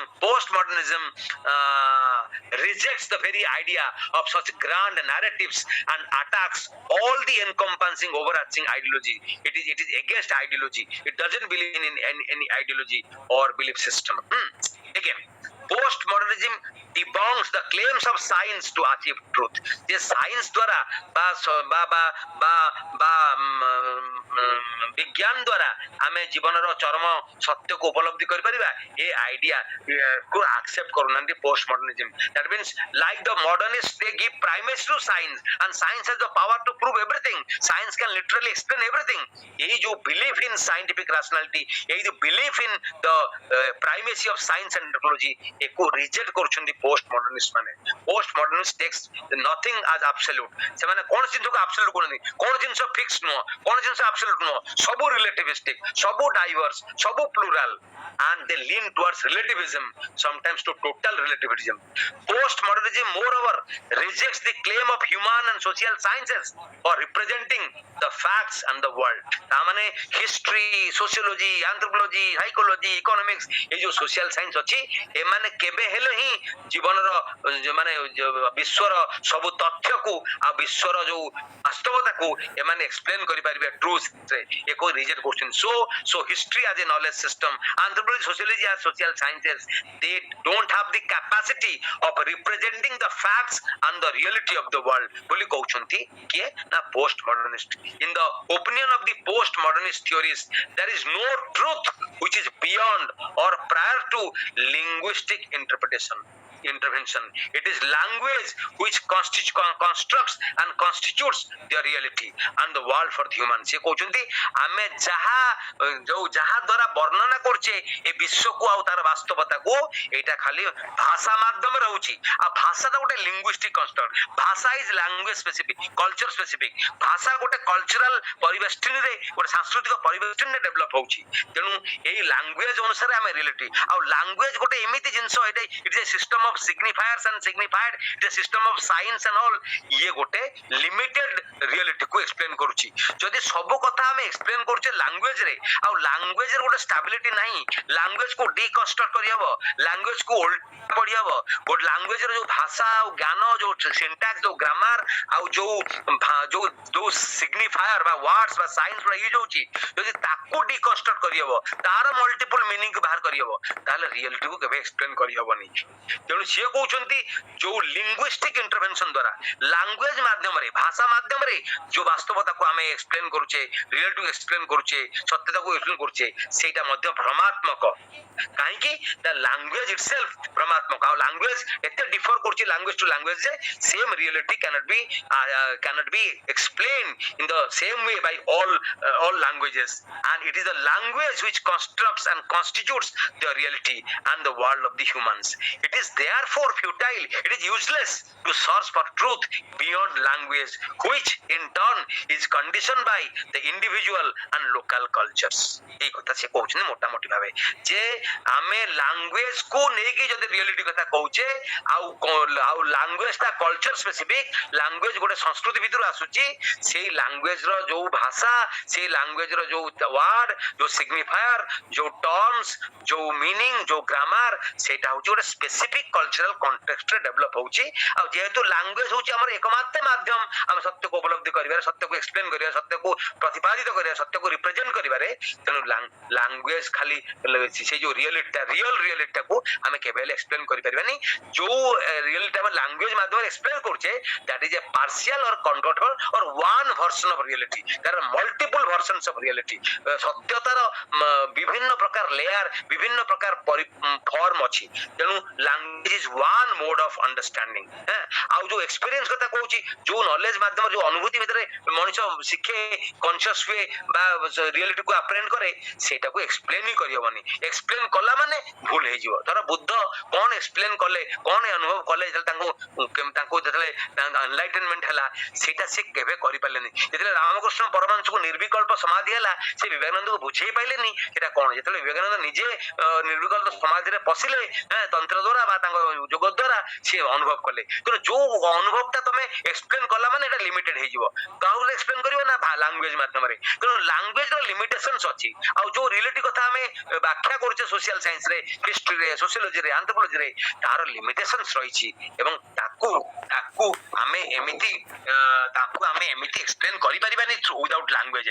ତେଣୁ post modernism ମାନେ କଣ କହୁଛନ୍ତି ସେଇ ଯୋଉ reality କଥା କହୁଛନ୍ତି, it is all relative and there could be multiple versions of reality and each version is equally valid than the other version. You cannot say only one version is valid, only one version is fixed, only one version is absolute, only one version is singular, only one version is unique. ଏମିତି କରିହବ ନାହିଁ. ତେଣୁ ଏମାନେ କହୁଛନ୍ତି ପ୍ଲୁରାଲିଟି, ଏମାନେ କହୁଛନ୍ତି diversity, ଏମାନେ କହୁଛନ୍ତି ହେଟ୍ରୋଜେନିଟି, ଏମାନେ ଏଇ କଥା କହୁଛନ୍ତି ଯେ ରିଲେଟିଭିଷ୍ଟିକ ଜିନିଷଗୁଡା ରିଲେଟିଭ ହେଲା. ଆଉ ବେଳେ ଏମିତି କହୁଛନ୍ତି ଯେମିତି କୌଣସି ବାହାର କରିପାରିବାନି, ଯୋଉଟା କି ପୁରା କ୍ରିଟିସାଇଜ କରାଯାଇଛି ପୋଷ୍ଟ ମଡର୍ନିଷ୍ଟ ମାନଙ୍କୁ. ଯଦି ଆମେ କିଛି ମିନିଂ ବାହାର କରିପାରିବାନି, ତାହେଲେ ଆମେ ବଞ୍ଚିବା କେମିତି? ଆମେ କଣ ବାଜିବା ବିଚାରଧାରା ନେଇକି ବଞ୍ଚିବା? ଆମେ କଣ ବିଲିଫ କିଛି ବିଲିଫ ତ ନେଇକି ବଞ୍ଚିବା, କିଛି ଅଣ୍ଡରଷ୍ଟାଣ୍ଡିଂ ନେଇକି ବଞ୍ଚିବା? ଯଦି ବାଇନାରୀ ୟୁଜ କରିବା ତାହେଲେ କଣ ୟୁଜ କରିବା ଆମକୁ କୁହ? ସେ କଥା କହିପାରୁନାହାନ୍ତି. ତେଣୁ ପୋଷ୍ଟ ମଡର୍ନିଜମ କଣ କରୁଛି, ଯଦି ଆଟାକ୍ କରୁଛି ସବୁ ଆସ୍ପେକ୍ଟ ଅଫ ମଡର୍ନିଟି, କିନ୍ତୁ it is not in a position to explain, it is not in a position to say how reality must be constituted. ସିଏ କହୁଛନ୍ତି it is possible to deconstruction. ଏଇଟା କହୁଛନ୍ତି ଯେ ଲାଙ୍ଗୁଏଜ କୁ ନେଇକି ଡିକନଷ୍ଟ୍ରକ୍ଟ କରି ଆମେ ମିନିଂ ଭିତରେ ପହଞ୍ଚି ପାରିବା. ଆଉ ଏଇ ଯୋଉ ହେଟ୍ରୋଜେନିଟି, ଏଇ ଯୋଉ ପ୍ଲୁରାଲିଟି ଅଫ ମିନିଂ, ଏଇ ଯୋଉ ମଲ୍ଟିପ୍ଲିସିଟି ଅଫ ମିନିଂ, ଏଇ ଯୋଉ ରିଲେଟିଭିଷ୍ଟିକ ମିନିଂ, ୟାର ଭିତରେ ସତ୍ୟକୁ ଖୋଜିବାକୁ ପଡିବ ବା ୟାକୁ ସତ୍ୟ ମାନିବାକୁ ପଡିବ. କିନ୍ତୁ କୌଣସି ଭର୍ସନ କୁ ଫିକ୍ସଡ ଭାବେ ଭାବିକି ଆକ୍ସେପ୍ଟ କରିକି ମଡର୍ନିଷ୍ଟ ନୋସନରେ ଆକ୍ସେପ୍ଟ କରିପାରିବା ନାହିଁ ବୋଲି ସେ କହୁଛନ୍ତି. ଆଚ୍ଛା, ଆଉ କଣ କହୁଛନ୍ତି? Post modernism also attack the modernist organization of world and knowledge in binaries. ଆମେ କଣ ଆମେ ୱାର୍ଲଡ ଟା ମୁଁ କହୁଥିଲି abnormal normal advanced backward, modern unmodern, or backward, or say urban rural. ଆମେ ଯୋଉ ବାଇନାରୀ ଗୁଡା ୟୁଜ କରୁଛେ ଡବଲ ଟର୍ମ ଆମେ ଅର୍ବାନ କହୁଛେ ଯୋଉଟା କହୁଛି ଯୋଉ କାହାକୁ ରୁରାଲ କହୁଛେ ଯୋଉଟା ଲେସ୍ ଅର୍ବାନ ତାକୁ ରୁରାଲ କହୁଛେ ତେଣୁ ଆମେ ଏମିତି ଗୋଟେ ଏକ୍ସପ୍ଲେନ କରୁଛେ ଥ୍ରୁ ବାଇନାରିଜ ଥ୍ରୁ ଅପୋଜିସନ ଇନ ଟର୍ମସ ତେଣୁ ସେମାନେ ସବୁ ରିଜେକ୍ଟ କରୁଛନ୍ତି ଆଟାକ୍ କରୁଛନ୍ତି ପୋଷ୍ଟ ମଡର୍ନିଷ୍ଟ ମାନେ according to the post modernist the modernist tradition tried to arrange knowledge around certain major binaries like good or bad, modern or backward, scientific unscientific, rational irrational, normal abnormal, in the manner in which science was the core common element. Science versus rhetoric, science versus literature, science versus narrative. Here science is represented as the true knowledge while the other side like rhetoric or literature or narrative are of secondary importance, are less important, and they belong to imagination and false consciousness. It also generated other set of binaries, fact and fiction, truth and imagination, science and magic, masculine and feminine. So एमती बहुत binary opposition गुड़ा तैयारी करा गला जहां माध्यम रे मनुष्य परिप्रकाश कला रियलिटी को एटा सब लिंग्विस्टिक बाइनरीज है तेनु सी कहउछने नाही ए बाइनरीज रे जीवन को देखि होबनी in these binaries the second term almost always occupies an inferior position तारा कहउछे साइंस आउ मैचिंग कहे मैजिक इज नॉट इम्पोर्टेंट से मैजिक भितर बहुत साइंस अछि किंतु हम कहे science is more dependable than magic magic होछि स्लेट ऑफ हाथर कमाई हाथ का सफाई बा ता खतर किछि गोटे अछि किंतु से magic is also a kind of science हम ताको डिनाय करछे तेनु मास्कुलाइन फेमिनाइन हम जो कथा कहउछे पुरुष स्त्री कथा कहउछे हम फैक्ट आउ फिक्शन कथा कहउछे ट्रूथ आउ इमेजिनेशन कथा कहउछे से कहउछिन नो ए इमेजिनेशन को कि फेमिनाइन कथा को कि मैजिक कथा को they are more important than so called science, so-called masculinity, so-called माने other strong on जोटा को fast binary बोली कहूचे तो post modernism challenges this knowledge based on binaries and instead emphasizes on multiplicities, varieties and differences. The Western concept of post-modernity has been outlined by Steve Steadman as follows. As we move towards the end of the second millennium, we in the West are entering a post-modern cultural terrain. This is a culture in which knowledge becomes knowledges. Identities are understood as fractured, plural, and porous, and society and politics is without a fixed center. So, in the post-modernists are talking about a news, not one center, but many centers. There is no one center from which you can explain society through the understanding the evolution of capitalism. You have to also understand the other proto-capitalistic or pre-capitalistic mode social formation to understand society. There is no one center. There are many centers. So post-modernists believed in what you call the idea of decentering, the idea of moving away from one single center or explaining reality from one single center. कथा कहउचंती अच्छा मु आ बेसी पाकू जिबिनी वर्तमान खाली टिके फुको आ Derrida ऊपर टिके कहि कि सारी भी घंटे हेई गलानी आ मु तो ये करिया को चाहुनी मु खाली कहली जे पोस्ट मॉडर्निज्म आ हिस्ट्री राइटिंग को देखिया गले post modernism the ideas of Baudrillard, the idea of Head and White, the idea of Michel Foucault, the Lyotard, Jacques Derrida, Etah influence कला आ केमिति इन्फ्लुएंस कला टिके टिके कहि दउची किंतु please understand there is no coherent philosophy the post modernists have given certain ways to critique modernity, to critique meta narratives, to critique the way our idea of the world, our idea of construction of reality has taken place. But they have not provided a full-fledged methodology to understand life and time and social reality in its full compass, in its full comprehensive form. आमे वर्तमान जायकि Mitchell फुको पाखु जिबा फुको was important किंतु फुको विषय कहया गले बहुत समय लागियो खाली को जे फुको होचंती 1926 रे जन्म होइतिले 1980 मसिया रे मरले एड्स रे मरि गले आ सारा जीवन नगर ओडे इंटेंस लाइफ थिला and फुको believed that human sexuality can like Freud, the Sigmund Freud, the German philosopher, the theorist of psychoanalysis, Foucault also believed that the sexuality of man tells everything about that man. It is very important.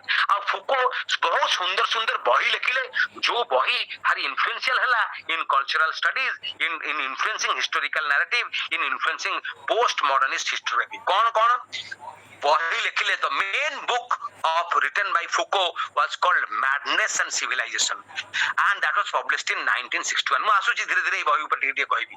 ଆଉ ଗୋଟିଏ ବହି ତାପର ବର୍ଷ ଦ୍ୱିତୀୟ ବର୍ଷ ପରେ ଲେଖିଲେ 1963 ରେ, ସେ ବହି ନାଁ ହେଉଛି The Birth of Clinic। ମୁଁ ଟିକେ ଆଗରୁ କହୁଥିଲି ଯେ ଯୋଉ ବାର୍ଥ ଅଫ ସାଇକିଆଟ୍ରି ହେଲା, ଯୋଉ ପ୍ରକାର ନ୍ୟୁରୋସିସ୍, ସ୍କିଜୋଫ୍ରେନିଆ, ଆମେ ଯୋଉ ମେଣ୍ଟାଲ ଡିଜିଜେସ୍ କଥା କହୁଛେ, ଲୁନାଟିସିଜମ କଥା କହୁଛେ, ପାଗଳାମି କଥା କହୁଛେ, କେମିତି କ୍ଲିନିକ, କେମିତି କ୍ଲିନିକ ର ଜନ୍ମ ହେଲା ଏବଂ କ୍ଲିନିକ କେମିତି ନିଜର ରୁଲସ ରେଗୁଲେସନ ନର୍ମସ ଅଫ ନର୍ମାଲିଟି ଅବନର୍ମାଲିଟି ସେଟ କଲା ଏବଂ କେମିତି ସେଟା ତିଆରି କରାଗଲା ଆଉ କେମିତି ଲୋକମାନଙ୍କୁ ପାଗଳର ଆଖ୍ୟା ଦିଆଗଲା ଆଉ ସେ ପାଗଳ ମାନଙ୍କୁ କେମିତି ଗୋଟିଏ ନିର୍ଦ୍ଦିଷ୍ଟ ଜାଗାରେ ଲୁକାୟିତ କରିକି ତାଙ୍କୁ ଜବରଦସ୍ତି ରଖାଗଲା, ତାଙ୍କ ପାଇଁ ପେନାଲୋଜି କରାଗଲା, ତାଙ୍କ ପାଇଁ ପନିଶମେଣ୍ଟ ତିଆରି କରାଗଲା ଏବଂ ସେ ବିଷୟରେ ସେ କହୁଛନ୍ତି। ଆଉ ତାଙ୍କର ଆଉ ଗୋଟେ ସବୁଠୁ ବଡ ବହି ଇମ୍ପୋର୍ଟାଣ୍ଟ ହଉଛି the order of things. The order of things was a book written by Foucault, written in 1966. And then ତାଙ୍କର ଆଉ ସବୁଠୁ ବଡ ଇମ୍ପୋର୍ଟାଣ୍ଟ ବହି ହଉଛି ଦି ଆର୍କିଓଲୋଜି ଅଫ ନଲେଜ, 1969 ରେ ସେଟା ହେଲା। ଆଉ ଦୁଇଟି ବହି ତାଙ୍କର ହେଲା, ଗୋଟେ ହଉଛି discipline and punish the birth of the prison in 1975। ଆଉ ଗୋଟିଏ ବହି ଲେଖିଲେ 3ଟା ଭଲ୍ୟୁମରେ, ଦ ହିଷ୍ଟ୍ରି ଅଫ ସେକ୍ସୁଆଲିଟି। ସେ ଲେଖୁ ଯେତେବେଳେ ମରିଗଲେ, ଫାର୍ଷ୍ଟ ଭଲ୍ୟୁମ ଟା ଜଷ୍ଟ ବାହାରିଥିଲା, ସେ ମରିଗଲେ 1984 ରେ। ତାଙ୍କର ସେଇ ହିଷ୍ଟ୍ରି ଅଫ ସେକ୍ସୁଆଲିଟି ଟା ତା ପରେ ପରେ ବାହାରିଲା 2ଟା ଭଲ୍ୟୁମ, କିନ୍ତୁ ଫାର୍ଷ୍ଟ ଭଲ୍ୟୁମ ବାହାରି ଯାଇଥିଲା। ତେଣୁ please understand Foucault as a French philosopher is very important. His writings are very important, which influence historical writing. ତମେ ଜାଣିଛ ଥରେ Foucault କୁ ଜଣେ ହିଷ୍ଟୋରିଆନ କହିଲେ, ଆରେ Foucault ତ ଫିଲୋସଫର, ସିଏ କଣ ହିଷ୍ଟ୍ରି ବିଷୟରେ ଜାଣିଛି? ସିଏ କଣ ଆର୍କାଇଭ୍ସ ରେ ଯାଇକି ଆର୍କାଇଭ୍ସ ରେ ଯୋଉ ଡଷ୍ଟ ଅଛି, ଯୋଉ ଡଷ୍ଟ ଲାଣ୍ଡେନ୍ ଫାଇଲ୍ସ ଅଛି, ସେଥିରେ ହାତ ଗୋଳିଛି, ସେ ମଇଳା କରିଥିଲା ହାତ, ସେ ଜାଣିଛି ହିଷ୍ଟୋରିକାଲ ଟ୍ରୁଥ କୁ କେମିତି ଏକ୍ସପ୍ଲେନ କରିବ ଆର୍କାଇଭ୍ ସୋର୍ସେସ୍? ତାଙ୍କୁ ଲେଖିଲା, ସେ ଲେଖିଲା ଦ ହିଷ୍ଟୋରିଆନ ଆଣ୍ଡ ଦ ଫିଲୋସଫର, ଲେଖିଲା ସେ ଇତିହାସକାର। Foucault ତାକୁ କ୍ରିଟିସାଇଜ କରି ଲେଖିଲେ ଦ କ୍ଲାଉଡ ଆଣ୍ଡ ଦ ଡଷ୍ଟ। ତାକୁ କ୍ରିଟିସାଇଜ କରି ଲେଖିଲେ ଯେ ଏଇ ଯୋଉ ଆର୍କାଇଭାଲ ରେକର୍ଡସ ବା ଯୋଉ ଫୋର୍ସେସ୍ ଗୁଡା ଆର୍କାଇଭ୍ସ ରେ ଅଛି, ସେଇରେ ଐତିହାସିକ ତଥ୍ୟ, ଐତିହାସିକ ସତ୍ୟ ଲୁଚି ରହିଛି, ଏ ଭାବିବା ଗୋଟେ ବଡ ଭ୍ରମାତ୍ମକ ବଡ ମିଷ୍ଟେକ୍। ତେଣୁ philosophy, he began to debunk. He said, look, the kind of history that historians are writing on the basis of sources available in the sources in the archives is bullshit, because these are all constructed. That source is a human construct, that source is a cultural construct, that source is a product of somebody's mind, that source is a official version of certain dominant classes or the state officials. So you cannot rely that as the main source of understanding the life and times of that period in which that particular record in the archives is located. You see, he was very clever, he was very critical of archival documents and the kind of importance historians give to the primacy of archival documents, primacy of evidence and primary of sources and facts. He said no, ଯେମିତି ଆମର ସବୁ କିଏ ଆମର ଯୋଉ କୋନ୍ଥ ଆଉ ରାଙ୍କେ କହିଲେ ପ୍ରାଇମେସି of facts, the facts are autonomous, autonomy of facts କଥା କହିଲେ। Foucault କହିଲେ nothing, facts are created by historians, facts are not autonomous, they don't exist somewhere, they can be manufactured, any number of facts can be manufactured by human imagination। ତେଣୁ ଯୋଉ fact ମାନେ କହୁଛନ୍ତି, these are all human created, every fact is human created, there is no fact, there is no historical fact, all facts are କୌଣସି ଫ୍ୟାକ୍ଟର autonomous existence ନାହିଁ, ତାର reality କିଛି ନାହିଁ, ତାର his fact is not separated from the observer, the observe reality and the observer are in a relationship, they cannot be seen as watertight compartments ବୋଲି ସେ କହିଲେ। And Foucault's writings are most certainly in historical context, but he discourages the notion of totality and continuity in history। ମୁଁ ଯେମିତି କହିଥିଲି, ଯେମିତି ଆମର annals ମାନେ କହୁଛନ୍ତି total history, long duty, about long term context, geographical time, social time ଆଉ individual time, ବିଭିନ୍ନ heterogeneity of time କଥା କହୁଛନ୍ତି। ଏ notion of totality କୁ ଆଉ continuity କୁ ସେମାନେ Foucault କହୁଛନ୍ତି there is no continuity in history, history is not a continuous dialogue, history is not a continuous process of explaining human reality or manifestation of the human mind, progress of the human mind। ସେ କହୁଛନ୍ତି no, in the discontinuity, in the idea of discontinuity, that we have to search for truth। So instead of promoting the idea of continuity, instead of promoting the idea of totality, Foucault is saying no, the idea of discontinuity discontinuity is more important. There is discontinuous. You cannot see the constant linear way or one straight line रे evolve করছে human history বা human story টা human past unfold করছে no. ତମେ discontinue ଦେଖିବାକୁ ପଡିବ. Thus for Foucault history is not a continuous and unifocal exercise, nor can there be any universalization of history. Foucault's idea about history and society progresses from the concept of archaeology to that of genealogy. ତେଣୁ ଫୁକୋଙ୍କ ମେଥୋଲୋଜି ଆମେ କହୁଛେ archaeological method, ଜିନିଓଲୋଜିକାଲ method. ସିଏ କହୁଛନ୍ତି ଜିନିଓଲୋଜି ମାନେ କଣ, ଯେ ତମେ ଗୋଟେ କ୍ରୋନୋଲୋଜିକାଲ ସିକ୍ୱେନ୍ସ ରେ ଗୋଟେ ଜିନିଷ ଏକ୍ସପ୍ଲେନ କରିବାକୁ ହେଲେ ଫାଷ୍ଟ ଦେଖିବ କଣ ଏଭିଡେନ୍ସ ଅଛି. ଏଇ ଏଭିଡେନ୍ସ କେତେ, ଯେମିତି ଆର୍କିଓଲୋଜିରେ ଆମେ କଣ କରୁଛେ, ଆମେ ଆର୍କିଓଲୋଜିଷ୍ଟ କଣ କରୁଛେ, ଗୋଟେ ପର୍ଟିକୁଲାର ସାଇଟ୍ ତିଆରି କରୁଛି, ଗୋଟେ ସାଇଟ୍ କୁ ଦେଖୁଛି ଏବଂ ସେ ସାଇଟ୍ ରୁ ଖୋଳୁଛି, ତାକୁ ଉପରୁ ତଳୁ ଖୋଲୁଛି ଏବଂ ପ୍ରତ୍ୟେକ ସଏଲ ପ୍ରୋଫାଇଲ କୁ ଦେଖୁଛି. ପ୍ରତ୍ୟେକ ସଏଲ ପ୍ରୋଫାଇଲ ରେ କଣ କଣ ଜିନିଷ ମିଳୁଛି, କୋଉଠି ପଟ୍ରି ମିଳୁଛି, କୋଉଠି ଗ୍ଲାସ ବିଡ୍ ମିଳୁଛି, କୋଉଠି ହ୍ୟୁମାନ ସ୍କେଲିଟନ ମିଳୁଛି, କୋଉଠି ଆଉ କଣ ୟୁଜେବଲ ଆଇଟମ ମିଳୁଛି, କୋଉଠି କିଛି ମିଳୁନି.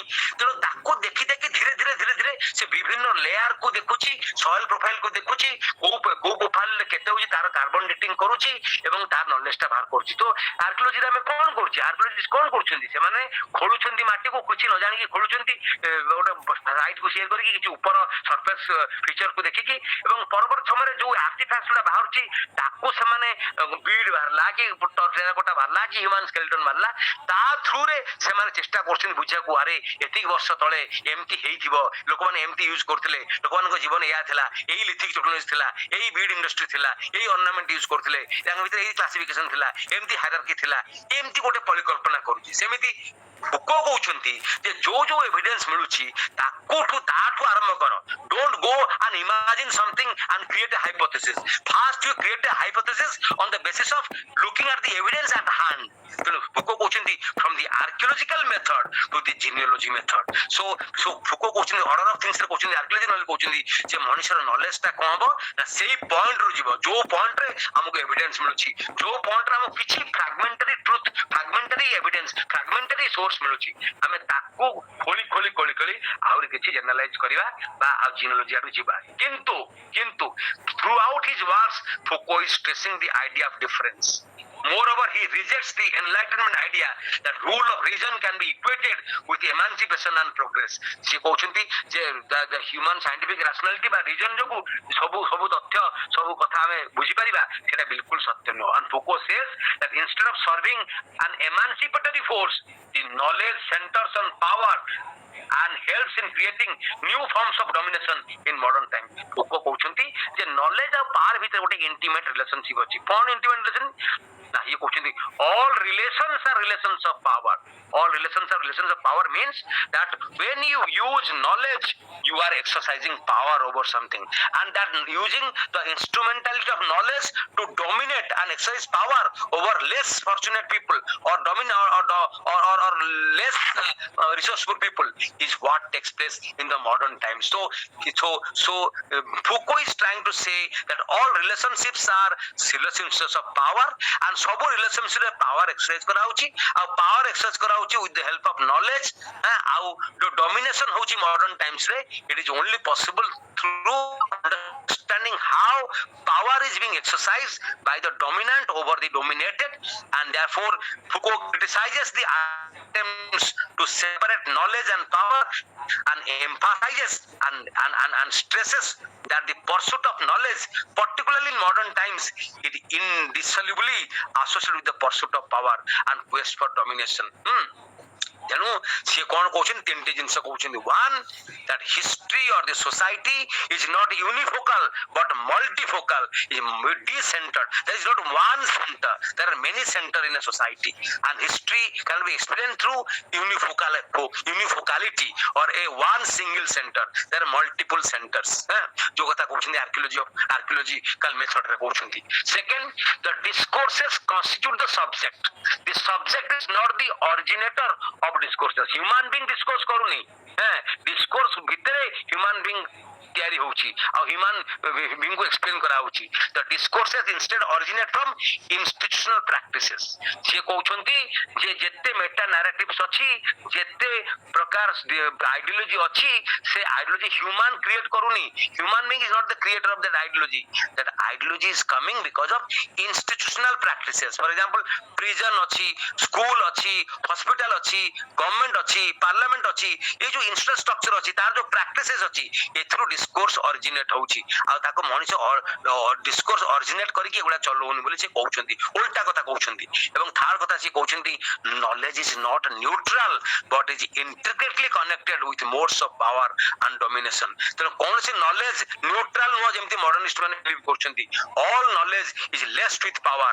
ଆଉ knowledge ଯୋଉଠି ଅଛି ଏଠି ପାୱାର ଅଛି ଆଉ ପାୱାର ଟାକୁ ସଦାବେଳେ ୟୁଜ କରାହଉଛି, knowledge କୁ ସଦାବେଳେ ୟୁଜ କରାହଉଛି ଫର ଡମିନେସନ and for using domination and using power or other things। ଆଚ୍ଛା ଟିକେ ଖାଲି ଫୁକ ବିଷୟରେ କହିକି ଆଉ ଟିକେ ଡେରିଡା ବିଷୟରେ କହିବି। ଡେରିଡା ବିଷୟରେ କିଛି କହିବାର ନାହିଁ, ମୁଁ ଖାଲି ଟିକେ କହିଦିଏ ଯେ ଫୁକ କଣ କହୁଛନ୍ତି ଫୁକଙ୍କୁ। ଆଚ୍ଛା ଫୁକ ଯେତେବେଳେ ମ୍ୟାଡନେସ୍ ଅଫ ସିଭିଲାଇଜେସନ ଲେଖିଲେ 1961 ମସିହାରେ ଲେଖିଲେ, this very important work, and he became a professor of history of systems of thought at College de France। and ଯେତେବେଳେ 1984 ମସିହା ଜୁନ 25 ତାରିଖରେ ମରିଗଲେ, ଏଡ୍ସ ଯୋଗୁ ମରିଗଲେ, ସେ ପର୍ଯ୍ୟନ୍ତ ସିଏ କଲେଜ ଡି ଫ୍ରାନ୍ସ ର ପ୍ରଫେସର ଅଫ ହିଷ୍ଟ୍ରି ଥିଲେ। ଆଚ୍ଛା କିନ୍ତୁ ଫୁକୋଙ୍କର ଇଣ୍ଟରେଷ୍ଟ କୋଉଠି ଆସିଲା? Foucault's interest in history of social features may be traced back to in his early explorations of psychiatry ଆଉ madness। ଫୁକୋ ଚାହୁଁଥିଲେ ଯୋଉ ପାଗଳାମି madness ଲୋକ ଯୋଉ ଆସୁଛି, ପାଗଳାମି ଅଛି, ମଣିଷ ପାଗଳ ହେଇଯାଉଛି, ଏଇ ପାଗଳ ମାନଙ୍କର ଇତିହାସ, ଯୋଉମାନେ ଥିଲେ ମାର୍ଜିନାଲ ସେକ୍ସନ, ସାଇକିଆଟ୍ରିକ ପେସେଣ୍ଟ, ଏମାନଙ୍କୁ ଖୋଜିବା ଆରମ୍ଭ କଲେ। ସିଏ ଏମାନଙ୍କୁ ଖୋଜିବା ଆରମ୍ଭ କଲେ ଏବଂ ଏମାନଙ୍କ ପ୍ରତି ତାଙ୍କର ଗୋଟେ ଇଣ୍ଟରେଷ୍ଟ ଥିଲା ଏବଂ ସେଇ ଇଣ୍ଟରେଷ୍ଟ ତାଙ୍କୁ ନେଲା ଲେଖିବାକୁ madness of civilization ଲେଖିବାକୁ। then our equation of madness, ଫୁକୋ କହୁଛନ୍ତି according to Foucault, our equation of madness with mental illness is much more historical than is usually believed and much more younger too। This can be shown, Foucault tells us, in Madness and Civilization through a historical analysis of views of madness in Europe from the Middle Ages to the late 19th century। ସେ ୟୁରୋପରେ କିଭଳି ଭାବରେ ପାଗଳାମି ବା ପାଗଳ ମାନଙ୍କ ସଂଖ୍ୟା ବଢିଛି ବା ଗୋଟେ ପ୍ରକାର ପାଗଳାମି କେମିତି ଡେଭଲପ ହେଇଛି from late medieval age ରୁ late 19th century ପର୍ଯ୍ୟନ୍ତ କେମିତି ୟୁରୋପରେ madness ଡେଭଲପ କରୁଛି ତାକୁ ସେ ଷ୍ଟଡି କରିବା ଆରମ୍ଭ କଲେ। and ସେ କହୁଛନ୍ତି prior to the 17th century madness was viewed as a rejection of the framework of rationality that shaped society norms। ଯୋଉ ଲୋକ ସୋସାଇଟିରେ ସେଟ୍ ଅପ୍ ରାସନାଲ ନର୍ମସ୍ କୁ ଯିଏ ଡିଭାଇଡ କରୁଥିଲା, ଯିଏ ରିଜେକ୍ଟ କରୁଥିଲା, ତାକୁ ପାଗଳ କହୁଥିଲେ, ତାକୁ ଜବରଦସ୍ତି ପାଗଳଖାନାରେ ରଖି ଦଉଥିଲେ ଏବଂ ତାକୁ ପନିଶମେଣ୍ଟ କହୁଥିଲେ। so mad people chose unreason over reason। Though on the margins of society, mad people were thought to be capable of laying bare people's hopes and follies। And this attitude towards madness, Foucault claims, is conveyed in the writings of Erasmus, Shakespeare, Cervantes, Sebastian Brandt, and all these people।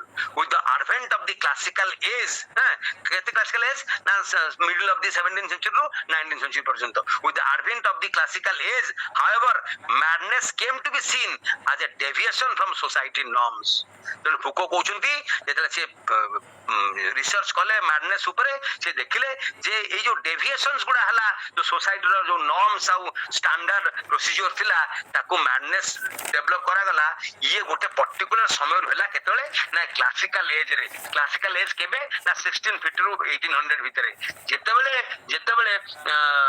Normality କଣ, classical କଣ ବା ଗୋଟେ ସୋସାଇଟିର norms କଣ ହବା କଥା ତାକୁ define କରାଗଲା। ଆଉ ଯୋଉମାନେ ତାକୁ ମାନିଲେନି ତାଙ୍କୁ madness ର ଆଖ୍ୟାନ ଦିଆଗଲା ଏବଂ ତାଙ୍କୁ କଣ କରାଗଲା, ତାଙ୍କୁ କ୍ୟାପିଚୁଲେଟ କରାଗଲା, ତାଙ୍କୁ ପ୍ରିଜନ ଭିତରେ ରଖାଗଲା, ସାଇକିଆଟ୍ରିକ କ୍ଲିନିକ ଭିତରେ ରଖାଗଲା ଏବଂ ତାଙ୍କୁ abnormal ବୋଲି କୁହାଗଲା ଏବଂ ତାଙ୍କ ଉପରେ ଡୋମିନେସନ କରାଗଲା ଏବଂ ତାଙ୍କ ମୁଭମେଣ୍ଟ ଫ୍ରିଡମ କୁ ରେଷ୍ଟ୍ରିକ୍ଟ କରାଗଲା ଏବଂ ସେମାନେ ଅନରିଜନ କୁ, ଇରେସନାଲିଟି କୁ ଦିଆଗଲା କି ମାନେ they are products of irrationality, they are products of irreason and not reason। Foucault writes, the classical age was to reduce to silence the madness whose voices the Renaissance has just liberated but whose violence it has already tamed। ସେ କହୁଛନ୍ତି madness civilization ରେ the mad were considered ill, the mad were considered ill, ଅସୁସ୍ଥ, and a threat to the rationality and the morality of others. ଅନ୍ୟମାନଙ୍କ rationality ଆଉ morality ପାଇଁ ଏ ପାଗଳ ଗୁଡା ବଡ ବଡ threat, ବଡ ବଡ difficulty pose କଲେ. Thus they were confined, ସେମାନଙ୍କୁ imprison କରାଗଲା, ତାଙ୍କୁ ବନ୍ଦୀ କରାଗଲା, ସେମାନଙ୍କୁ କ୍ଲିନିକ ଭିତରେ ରଖାଗଲା, and some brutal treatment as paupers and criminals. So ବହୁ ସମୟରେ ଯୋଉମାନେ ପପର ହେଇଗଲେ, କ୍ରିମିନାଲ ହେଇଗଲେ, ସେମାନଙ୍କୁ ମଧ୍ୟ ପାଗଳ ଭାବିକି ତାଙ୍କୁ ପାଗଳଖାନା ରଖାଗଲା ଆଉ ତାଙ୍କୁ ଗୋଟେ ନୂଆ ଟ୍ରିଟମେଣ୍ଟ ଦିଆଗଲା, ଯୋଉ ଟ୍ରିଟମେଣ୍ଟ ତାଙ୍କୁ ସୋସାଇଟିରୁ ଏକ୍ସପେକ୍ଟ ନଥିଲା. And this attitude Foucault claims can be clearly discerned in such a thing as Descartes' rejection of madness as grounds of for doubting his discovery of the self through cognitive argument. I think therefore I am so ଇଏ କହୁଛନ୍ତି ଯେ ଏଇ ଯୋଉ rational modernity ର ଯୋଉ argument ଥିଲା, ଯେତେବେଳେ ଏମାନେ ତାକୁ ଚ୍ୟାଲେଞ୍ଜ କଲେ, ଏମାନେ କଣ କଲେ, କନଫାଇନ୍ କଲେ ଏବଂ ତାଙ୍କ ପାଇଁ ତିଆରି କଲେ ନୂଆ ନୂଆ social institution, ନୂଆ rule behavior, ନୂଆ law, ତାକୁ କନଫାଇନ୍ କରିବା ପାଇଁ, କାରଣ they did not want to explain their irrationality, so called irrationality. କିନ୍ତୁ ସେମିତି କିଛି ନଥିଲା. It was a way of dominating some people, it was a way for marginalizing some people by creating institutional structures and creating a discourse out of this institutional practices. ତେଣୁ many people, Foucault argued, believed that the advent of asylum, lunatic asylum, ପାଗଳଖାନା in the 19th century ushered in more human treatment of the mad.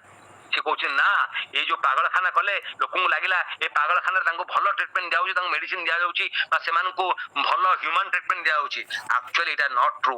ଫୁକୋ କହୁଛନ୍ତି, by contrast, in Foucault's opinion, asylums were more brutal because they were accompanied by the view of the mad as morally responsible for their illness.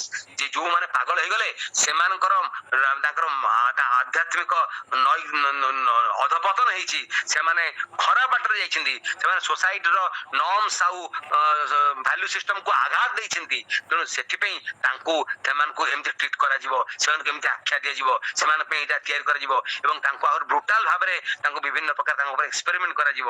ଏଇ କଥାଟା actually ହେଲା. ଏ କଥା research କରିକି ଫୁକୋ କହୁଛନ୍ତି.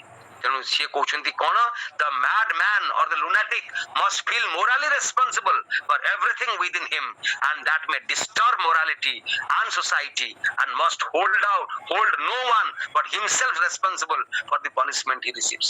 ତାମାନେ ଯୋଉ ପାଗଳ ଯୋଉ କନଫାଇନମେଣ୍ଟ ପାଉଛି, ଯୋଉ ପାଗଳଖାନା ଭିତରେ ବାନ୍ଧି ହେଇକି ରହୁଛି, ଯୋଉ ତା ଉପରେ ଅତ୍ୟାଚାର ହଉଛି, ସେ ସବୁକୁ ଏକ୍ସପ୍ଲେନ କରିବ. କେମିତି ଏକ୍ସପ୍ଲେନ କରିବ ନା, ସିଏ ରେସ୍ପନ୍ସିବଲ ହୁଏ. The whole responsibility was actually made to believe that he is responsible for his moral decline and he is a threat to society's moral fabric, he is a threat to societal order. ତେଣୁ ଫୁକୋ କହୁଛନ୍ତି no, ଏଇଟା ହଉଛି relations of power, power use କରାଯାଇଛି dominate କରିବା ପାଇଁ ହେଲା. ତେଣୁ ଏ କଥା ସେ ମ୍ୟାଡନେସ୍ ଅଫ ସିଭିଲାଇଜେସନରେ କହୁଛନ୍ତି. ତେଣୁ ସେ କହୁଛନ୍ତି ଆଉ ଟିକେ ଆଗକୁ ଯାଉଛି, with the incorporation of responsibility in madness, the asylum sets itself the task of the homogeneous rule of morality, its rigorous extension to all those who tend to escape from it. ତାମାନେ ଏଇ ଯୋଉ asylum, lunatic asylum, ପାଗଳଖାନା ଭିତରେ ଯୋଉ ନୂଆ homogeneous rule, ଯୋଉ uniform rule of morality, its rigorous punishment system, its rigorous discipline, these are all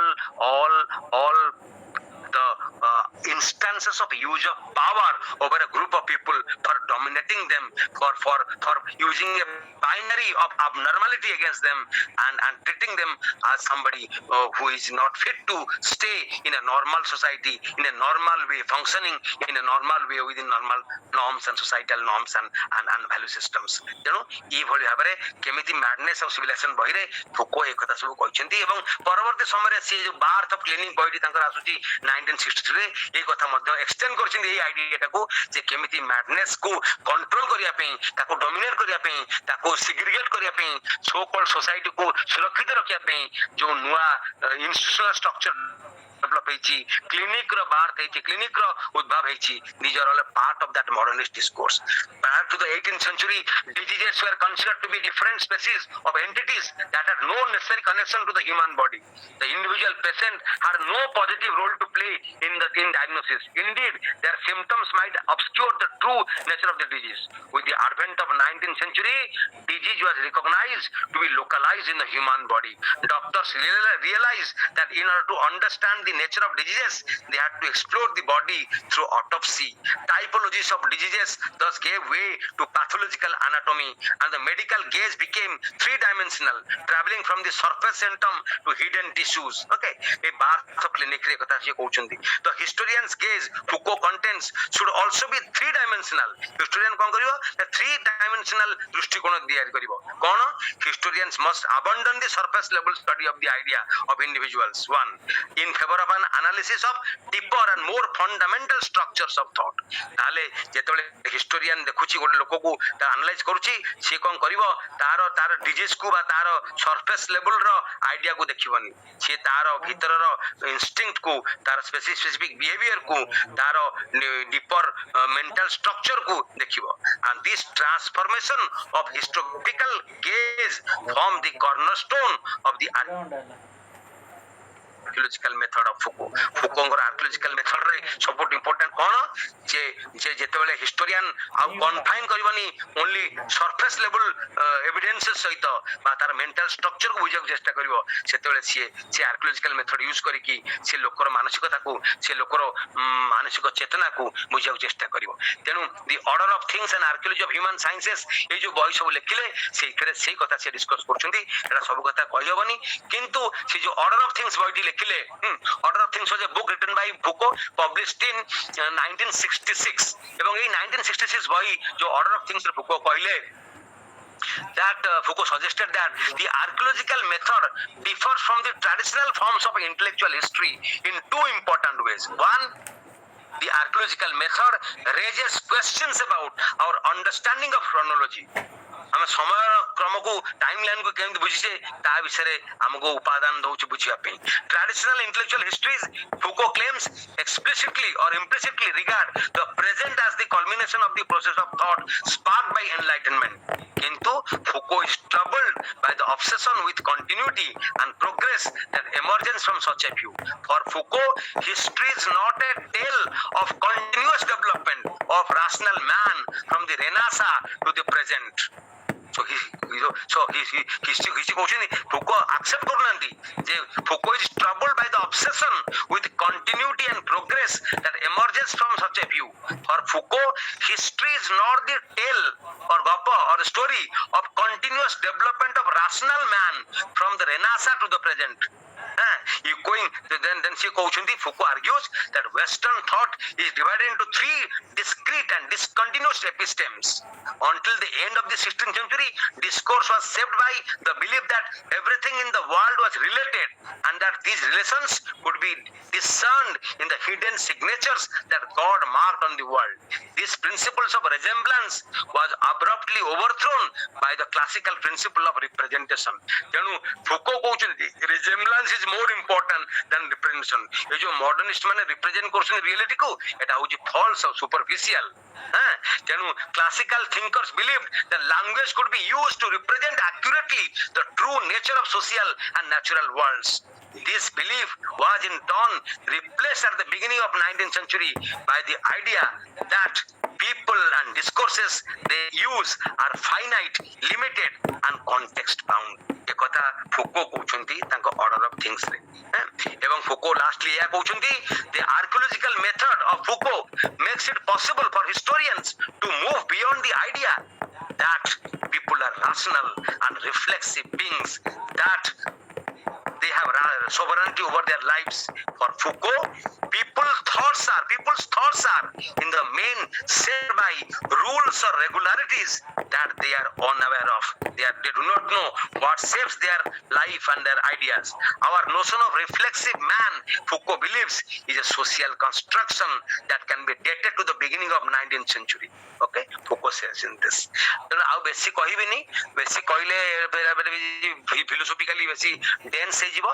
तेणु ए जो रिलेशनशिप टू पावर आउ discourse are the forefront of निश्चय आइडिया जो निश्चय आइडिया से नहीं Foucault को रिलेशनशिप ऑफ पावर नॉलेज कथा मैं कहउतली आउ निश्चय केमिति भाबरे निहिलिज्म कथा कहउतले निश्चय केमिति सुपर ह्यूमन कथा कहउतले निश्चय केमिति डेथ ऑफ गॉड कथा कहउतले निश्चय केमिति not reason but rational supra reason supra rationality द्वारा इरेशनलिटी द्वारा एक्सप्रेस हेतिले परवर समय से निजे पागल हे गले एवं एई निश्चयकर जो राइटिंग्स अछि हिडिगर जो राइटिंग अछि ता द्वारा फुको बहुत प्रभावित होइतिले एवं तांकर आर्कियोलॉजिकल मेथड तांकर genealogical method were all derived from his writings. All those writings I have talked about now a little more.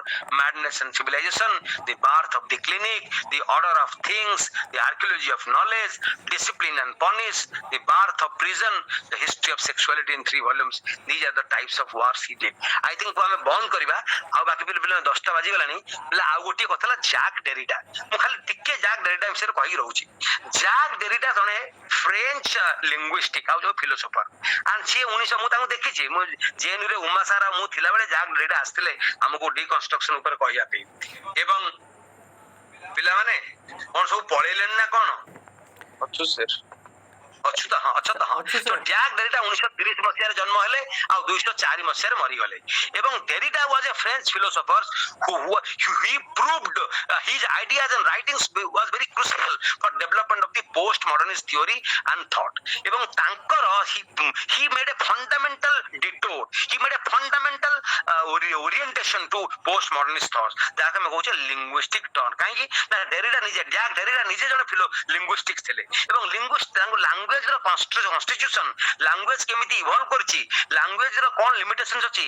language ର कोन सोशल फंक्शन अछि language रो केमिति डिकंस्ट्रक्ट करियबो एवं language रो केमिति रूल्स बाउंड अछि केमिति language गोटे कॉग्निटिव सिस्टम ए विषय रे प्रबल ज्ञान थिला एवं से कहिले जदि सब रियलिटी को हम एक्सप्लेन करते language रे आ language रे कल्चर स्पेसिफिक टरेंटा तेनु language रो लिमिटेशंस रहिछि so the basic contribution of Jacques Derrida to the development of the post modernist and post structuralist thought or theories is his theory of deconstruction cone theory of deconstruction कहउछंती according to the theory of deconstruction of Jacques Derrida it views all written text as products of complex cultural process jette bohi lekhai chi jette text lekhai chi ye sabu ye products of complex there are products of complex cultural processes moreover these texts can only be defined in relation to other text and conventions of writing ta mane gote text ro gote historiographical existence अछि in relation to another text so always binaries भितरे वो जो गोटे text को बुझिया कले आ गोटे text रा सहारा नावा को पड़िबो बोली डेरिडा कहउछंती हैं अच्छा according to Derrida the human knowledge is limited the human knowledge is limited to text there is nothing outside the text and the reality जो वास्तवता कथा मैं कहूचे the reality is constituted by language भाषा माध्यम रे हमें सत्यता को प्रकाश करू बा किछि रियलिटी को रिप्रेजेंट करू हैं भाषा माध्यम रे it doesn't however mean that there is no world outside language त माने भाषा बाहर मध्य आउ गोटे दुनिया अछि आउ गोटे वास्तवता अछि आउ गोटे रियलिटी अछि ताको हमें कॉम्प्रेहेंड करि पारिबा बा करि पारुने बिकॉज़ हमें सदाबले लैंग्वेज को यूज करछे रिप्रेजेंट करिया पे Derrida कहउछंती it is language which constitutes our world and therefore language precedes reality तेनु वास्तवता पूर्वरु भाषा आसुची एवं ए भाषा माध्यम रे हम रियलिटी रो सो कॉल्ड वास्तवता रो बा कंक्रीट वर्ल्ड रो रियलिटी को हमें बुझुचे भाषा माध्यम रे तेनु language precedes reality the knowledge of reality is not beyond language and it rules of existence ता माने भाषा और भाषार सिंटैक्स मैटर व्याकरण भाषार रूल्स रेगुलेशन को छाड़ देले आउ कोनोसी सत्यता आउ कोनोसी रियलिटी नाही आउ सब रियलिटी फॉल्स आउ सब रियलिटी होची भ्रमात्मक आउ नॉट डिपेंडेबल बोली से कहउछंती another point related to the deconstruction of Derrida is the idea of difference which states that the meaning of anything is ascertained only through difference from other things ता माने compare करिकी we only make sense of our reality now any text is conceivable only in relation to the its difference to other text in this sense difference precedes existence of things तो Derrida कोन कहउछंती language को use करी कहउछंती କହୁଛନ୍ତି ଯେ ସବୁ construct ସବୁ language ପ୍ରିସିଡ୍ସ reality କହୁଛନ୍ତି ଏବଂ all there is no reality outside language କହୁଛନ୍ତି। ତେଣୁ ଲାଙ୍ଗୁଏଜ କୁ ଡିକନଷ୍ଟ୍ରକ୍ଟ କରିହେବ, ତାକୁ ଭାଙ୍ଗି ହବ ଏବଂ ଏଇ ୱାର୍ଡ କୁ ଭାଙ୍ଗିକି ଲାଙ୍ଗୁଏଜ କୁ ଭାଙ୍ଗିକି ଆଉ ନୂଆ ରିଆଲିଟି କଥା କହିହବ। ଆଉ ଗୋଟେ ରିଆଲିଟି ଅଛି ଯୋଉଟା କି ଗୋଟେ ଫିକ୍ସଡ ମିନିଂ କୁ ସମ୍ବୋଧନ କରୁନି, ରିପ୍ରେଜେଣ୍ଟ କରୁନି। There could be multiple realities, there could be multiple ways of making sense of reality, not through only language, even beyond language there is a reality. And another point about the unity of opposites, because without unity there are no opposites. Unity and oppositions alternate with each other. So deconstruction of Derrida emphasizes on the instability and multiplicity of meanings. जे जो जो गोटे meaning हम ordinary discourse देखुचे से गोटे meaning no multiple meaning अछि से discourse रो से meaning से ये रो এবং there is no fixed meaning of anything, there is no single reading of a text. That means a text can be read in relation with other text. A text can have multiple meaning, not a singular meaning, one meaning, fixed meaning, absolute meaning. And language is a way of approaching reality. ଆମେ जो reality बुझे ताको language माध्यम रे बुझे, language ର representation माध्यम रे बुझे। ତେଣୁ language बाहर ମଧ୍ୟ ଗୋଟେ reality ଅଛି ଆଉ reality ପୂର୍ବରୁ language ଆସୁଛି, language precedes reality. These are some of the basic idea of Jack Derrida. ଆଉ ବେଶୀ କହିବିନି, ଖାଲି ଏତିକି କହିବି ଯେ Jack Derrida ଆଉ Foucault, their ideas were foundational in bringing the theory of postmodernism or the ideas of postmodernism. ଆଉ ଜଣେ ଅଛନ୍ତି Baudrillard, Jean Baudrillard is another French thinker, and he is also closely related with postmodernist and post-structuralist thought, and his ideas, Baudrillard's ideas has been also very influential in the basically in the area of media studies and arts and crafts, studies of art studies and cultural studies, and ତାଙ୍କର ସେ ଦି ତିନିଟା କଥା କହୁଛନ୍ତି। ସେ କହୁଛନ୍ତି modern society was based on production while post-modern society is based on consumption. কি কହୁଛନ୍ତି Jean Baudrillard? Second কথা ସେ କହୁଛନ୍ତି modern society was marked by exchange of commodities, whereas symbolic exchange is the hallmark and characteristics of post-modern society. ଆଉ third କଥା କହୁଛନ୍ତି in modern society representation was primary, whereas where ideas represent reality and truth, but in the post-modern society the simulation takes precedence. Simulation মানে artificially creating an environment. Simulation takes precedence where there is no reality and where meaning is and the meanings dissolve. ତା ମାନେ reality को simulate କରିକି laboratory ରେ ଦେଖେଇ ହବ ବା ଛୋଟ ସ୍କେଲ ରେ ଦେଖେଇ ହବ ବୋଲି ସେ କହୁଛନ୍ତି। ଏଇ ଯୋଉ ଏଇ Baudrillard କହୁଛନ୍ତି এই जो postmodern condition is created by simulation, hyper reality and implosion. In the new era of information and communication technology, ICT, the media or the television images replace the real things, and these simulations increasingly become so powerful that they set the ideal for the social life. The media simulations of reality, video game, Disneyland, etc. supply more intense experiences to the consumers than mundane everyday life. This therefore becomes the universe of hyper reality, where the distinction between the real and the unreal are eliminated. In fact, these media images become more real than reality itself. Thus, the whole situation becomes inverted. And Baudrillard also defined the postmodern world as one of implosion, where traditional boundaries of classes, groups, genders are collapsing. And this postmodern world has no meaning, no rhyme, and no reason. There is no anchor and no hope. It is a world of nihilism. So, जो nihilism कथा कहते Friedrich Nietzsche, that everything must be destroyed to construct anew. All the construction is problematic, and therefore you need to destroy again to reconstruct. से कथा Baudrillard भी कहते जो make believe world ତିଆରି କରାଉଛି through creating a hyper reality, through simulation, through using artificial techniques and communication technologies. Okay, ସେମିତି Hayden White ଯିଏ ଅଛନ୍ତି American historian, ସେ ଗୋଟେ ବଡ଼ postmodernist thinker. ତାଙ୍କର ଯୋଉ major ବହି ଅଛି ଯୋଉଟା କି 1973 ରେ publish ହେଲା, meta history, the historical imagination in 19th century Europe. It is also philosophical work which had tremendous influence on the principle of postmodernism, the theory of postmodernism, and Hayden White এই বহিরে meta history, the historical imagination of 19th century Europe রে কହୁଛନ୍ତି it was supposed to herald a linguistic turn in the writing of history. Now it is said, instead of asking how does history resemble science, one might ask how does history resemble fiction.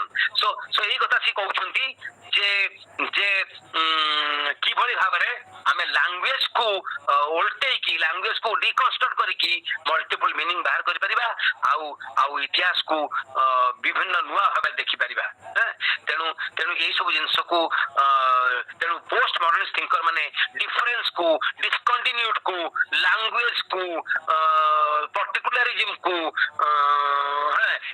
Reason କୁ ନୁହଁ ଇଣ୍ଟୁସନ କୁ ବେଶୀ importance ଦିଅନ୍ତି ଏବଂ all the ରାଇଟିଂସ R ସ୍ମିୟର୍ଡ with ଦୋଜ ideas. ତେଣୁ first କୁ ଫେରିଯିବା ଯୋଉ ମଡର୍ନିଜିମ ଆଉ ପୋଷ୍ଟ ମଡର୍ନିଜିମ ଡିଫରେନ୍ସେସ ଥିଲା ଫିଚର୍ସ ରେ ମୁଁ କହିଥିଲି ମଡର୍ନିଜିମ is characterized by tradition, profundity, high culture, whereas postmodernism is characterized by popular culture, commodification of leisure and culture and all.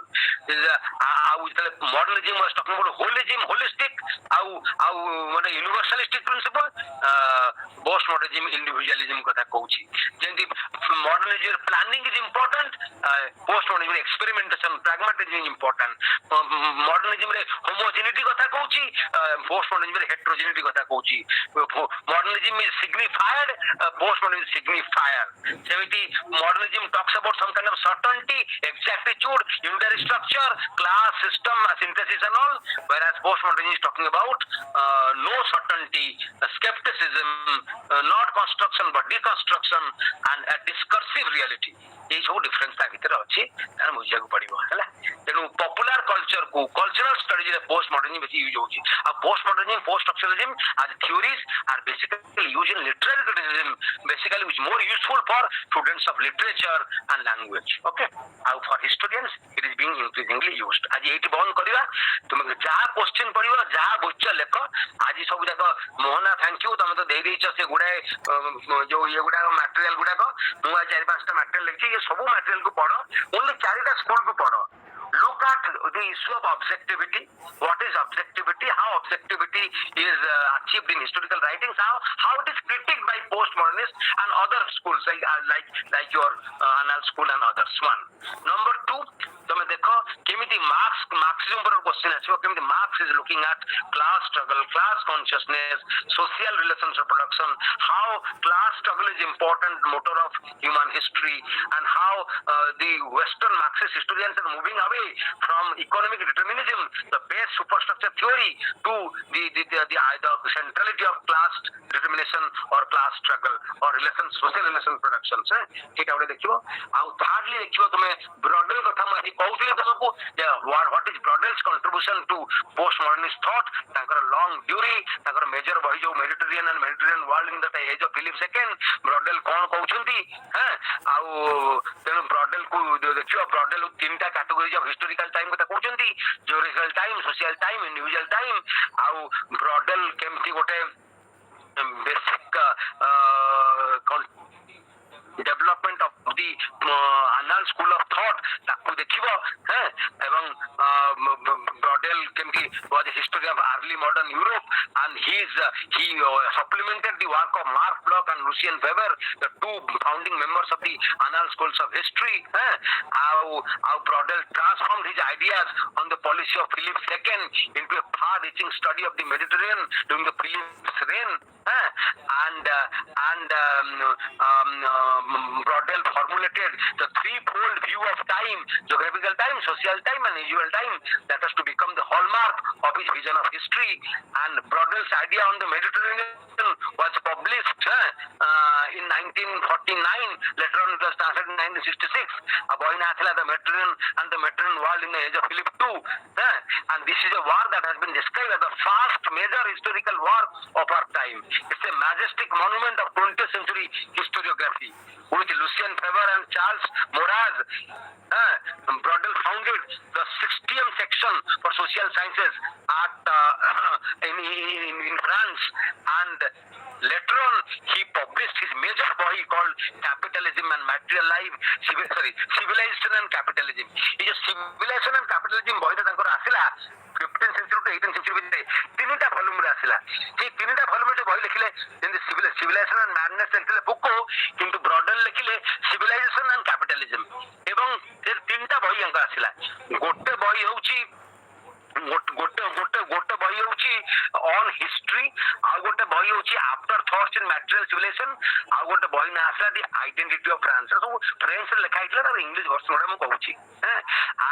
And Brodel offers a gleam but no illumination, facts but no illumination. ସେ କହୁଛନ୍ତି history is offering a gleam but no illumination, history is offering fact but no illumination. ସେ କହୁଛନ୍ତି because historians tend to focus exclusively on events, individual actions and short-term developments and assume that each can be perceived discretely.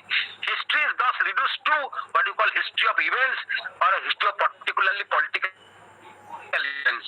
Echo renounce କରୁଛନ୍ତି, ବ୍ରଡେଲ କହୁଛନ୍ତି ନା, renouncing this idea, the drama and the breathless truth, the rush of historical events, we must do so if we are to achieve a better understanding of the world. In Brodel's view, the short term is not the center of history, whereas the long term is the center of history. Historians have only taken to it as such. Rather, history doesn't have a center. Like other structuralists, Brodel believes that meaning is relational rather than substantial. The meaning of objects, events and individual actions lies not in the things themselves but in the relationships we construct between them. ବୋଲି ଆମର ବ୍ରଡେଲ କହୁଛନ୍ତି ଏ କଥା ହେଲା। ତେଣୁ ବ୍ରଡେଲଙ୍କର ଏଇ ବହିଟି ଭାରି important, ଟିକେ ବ୍ରଡେଲଙ୍କ ବିଷୟରେ ପଢିବ ଏବଂ ତାକୁ ତାଙ୍କର ଆଉ କେମିତି 19th ସେଞ୍ଚୁରୀରେ 20th ସେଞ୍ଚୁରୀରେ କେମିତି ଡେଭଲପ ହେଲା, କେମିତି ମାନଲ journal of economic and social history by Lucien Febvre and Marc Bloch କେମିତି ଭୟଙ୍କର ଭାବରେ 15 ବର୍ଷ ରୁରାଲ ଫ୍ରାନ୍ସରେ ରହିଲେ ଏବଂ ତାଙ୍କୁ ଗୁଳି କରିଦେଲେ, ଜର୍ମାନ ମାନେ ମାରିଦେଲେ 1944ରେ ସେକେଣ୍ଡ ୱାର୍ଲଡ ୱାରରେ। ଏବଂ ଯେତେ 15 ବର୍ଷ ସେ ରୁରାଲ ଫ୍ରାନ୍ସ ରହିଲେ, ଫ୍ୟୁଡାଲିଜିମକୁ ଭଲ ଭାବେ ତନ୍ନ କରି ପଢିଛନ୍ତି। ତାଙ୍କର 2ଟା ଭଲ୍ୟୁମରେ ଫ୍ୟୁଡାଲ ସୋସାଇଟି ବୋଲି ବହି ଆସିଛି। ଏଇ ମାର୍କ ବ୍ଲକ୍ ମଧ୍ୟ ଲେଖିଲେ ଗୋଟେ ସୁନ୍ଦର ମେଥୋଡୋଲୋଜି, ହିଷ୍ଟୋରିକାଲ ମେଥୋଡୋଲୋଜି ବହି, ଯାହା ନାଁ ହଉଛି ଦ ହିଷ୍ଟୋରିଆନ କ୍ରାଫ୍ଟ, ଯୋଉଟା ପଛରେ ଲୁସିଏନ୍ ଫେବର କଭର କଲେ। ତେଣୁ ଆମେ ଦେଖିବା ଆନାଲ ସ୍କୁଲ ଅଫ ହିଷ୍ଟ୍ରି କେମିତି ଡେଭଲପ ହେଇଛି 20th ସେଞ୍ଚୁରୀ 1920s ନେଇକି ପରବର୍ତ୍ତୀ ସମୟରେ। ସେଥିରେ ଆମର ବ୍ରଡେଲ, ଲୁସିଏନ୍ ଫେବର, ସେଥିରେ ଆମର ଜର୍ଜ ଡବି, ଲିଗଫ, ସେଥିରେ ଯୋଉମାନେ ସବୁ ଅଛନ୍ତି ଆମର ମାର୍କ ବ୍ଲକ୍, ଏମାନଙ୍କର ରାଇଟିଂସ କେମିତି ଭାବେ ଡେଭଲପ ହେଇକି ଗୋଟେ ନୂଆ ହିଷ୍ଟୋରିକାଲ ଡିସ୍କୋର୍ସ ବନିଲା ଆନାଲ ହିଷ୍ଟୋଗ୍ରାଫିର ଫ୍ରାନ୍ସରେ ଏବଂ ପରବର୍ତ୍ତୀ ସମୟରେ ବିଶ୍ୱ ଇତିହାସକୁ ସେ କିଭଳି ଭାବରେ ନୂଆ ଭାବରେ ଇନଫ୍ଲୁଏନ୍ସ କଲା, ମାର୍କ୍ସିଜିମକୁ ଆହୁରି ଷ୍ଟ୍ରେନ୍ଥେନ୍ କଲା। ଯଦି ବା ମାର୍କ୍ସିଜିମ ଆଉ ଆମର ପଜିଟିଭିଜିମରୁ ଲିଗାସିକୁ ସେ ନେଇଥିଲା, but it was little different from that and it anticipated postmodernism. ତେଣୁ ଆମର ଏମ୍ପାରିସିଜିମ ବା ପଜିଟିଭିଜିମ, ତାପରେ ମାର୍କ୍ସିଜିମ, ତାପରେ ଆନାଲ୍ସ, ତାପରେ ପୋଷ୍ଟ ମଡର୍ନିଜିମ, ଏମିତି ଗୋଟେ ସିକ୍ୱେନ୍ସରେ ଡେଭଲପ କରିଛି ଏବଂ ପରସ୍ପରଠୁ ବରୋ କରିକି ପରସ୍ପରକୁ କ୍ରିଟିସାଇଜ କରିକି ତାଙ୍କ ଭିତରେ ଡିଫରେନ୍ସେସ୍ ଅଛି, ତାଙ୍କ ଭିତରେ ସିମିଲାରିଟି ଅଛି। ତେଣୁ ବେସିକ୍ ପ୍ରିମାଇସେସ୍ ଗୁଡ଼ା ଆମେ ପ୍ରାୟ ଟଚ୍ କରିଗଲେ, ତମେ ଟିକେ ପଢିକି ତାକୁ ଯାହା ବୁଝିଛ ଲେଖିବ, ଯାହା ବୁଝିଛ ଲେଖିବ ନିଜ ଭାଷାରେ, କିଛି ଡରିବାର ନାହିଁ, କେହି ଫେଲ ହେବେନି, କିଛି ଅସୁବିଧା ହବନି। ବଟ୍ ପ୍ଲିଜ ଡୁ ରିଡ୍, ଯେତିକି ସମୟ ରହିଲା ଟିକେ ପଢ, ଯେତିକି ବୁଝୁଛ ତାକୁ ପଢ। ପରୀକ୍ଷା ସରିଲା ପରେ ଏଇ ଅନ୍ୱେଷଣଟା, ଏଇ କ୍ୱେଷ୍ଟଟା ଜାରି ରଖ। ଆହୁରି ଫୁକୋ, ଆହୁରି ଡେରିଡା, ଆହୁରି ବଡ୍ରିଲାର୍ଡ, ଆହୁରି ଲିଓଟାର୍ଡ, ଆହୁରି ମାର୍କ୍ସ, ଆହୁରି କଣ୍ଟ, ଆହୁରି ରାଙ୍କେ, ଆହୁରି ମାର୍କ୍ସ ଉପରେ ଆମର ପଞ୍ଚେ ଇଟାଲିଆନ ମାର୍କ୍ସିଷ୍ଟ ଥିଙ୍କର ଗ୍ରାମସିଙ୍କ ଉପରେ ପଢ, ତାପରେ ନଲେଜ ବଢିବ। ଏଇ ଗୋଟେ ଦିନରେ ହବନି, ଇଟ୍ସ ଏ କମ୍ପ୍ଲେକ୍ସ ଥିଙ୍ଗସ। ବହୁତ କମ୍ପ୍ଲେକ୍ସ ଥିଙ୍ଗସ ଗୁଡା ବହୁତ ଲୋକ ବିଭିନ୍ନ ଭାବରେ କହିଲେ କନଫ୍ୟୁଜନ ହବ। I can understand, I can empathise with you, କିନ୍ତୁ ତୁମେ ଯେତିକି ବୁଝିଛ ସାର୍ ମାନଙ୍କର ଡିସ୍କସନ ରୁ ଆଉ ଯେତିକି ପାଠ ପଢା ହେଇଛି ତା ଭିତରୁ ତମେ ଯେତିକି ବୁଝିଛ ଆରାମସେ ଲେଖ। It's a difficult paper, we understand. It's a very long paper, we understand. It's a abstract and critical paper, we understand. Unlike history of the world in modern India, it is not that simple, it is not a simple narrative, it is a complex conceptual discourse. ଯାହା ବୁଝିଛ ତମେ ଆରାମସେ ଲେଖ, there is nothing to worry. All my best wishes, thank you. 10ଟା ଉପରେ ହେଇଗଲାଣି, ଆଉ ଏତେ patient hearing ଦେଲ ମତେ ମୋହନା, Thank you, sir. ତମକୁ ଧନ୍ୟବାଦ ଫର କ୍ରିଏଟିଂ ଦିସ୍ ଗ୍ରୁପ। ଆଉ ବହୁତ ପିଲାମାନେ ଅଛନ୍ତି, ଯାଇକି ଆରାମସେ ପଢ, କିଛି ବ୍ୟସ୍ତ ହବାର ନାହିଁ। You just carry on your thoughts, still ବହୁତ ପିଲା ଅଛନ୍ତି। I'll stop it here now. Good night. and all the best for day after tomorrow's examination. Thank you. Thank you, sir. Good night, Thank you. sir. Good night. Good night. Good night, sir. Thank you. Thank you. Thank you so much.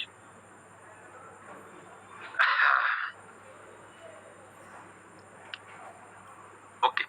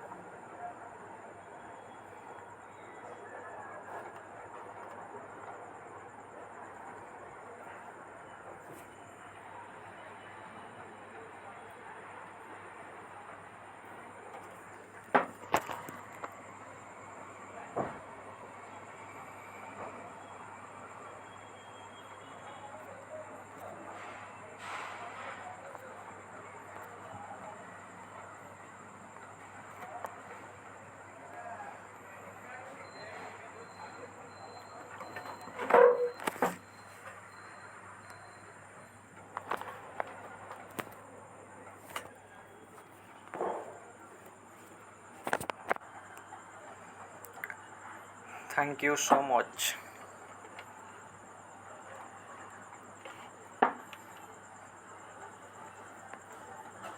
Thank you so much, everyone.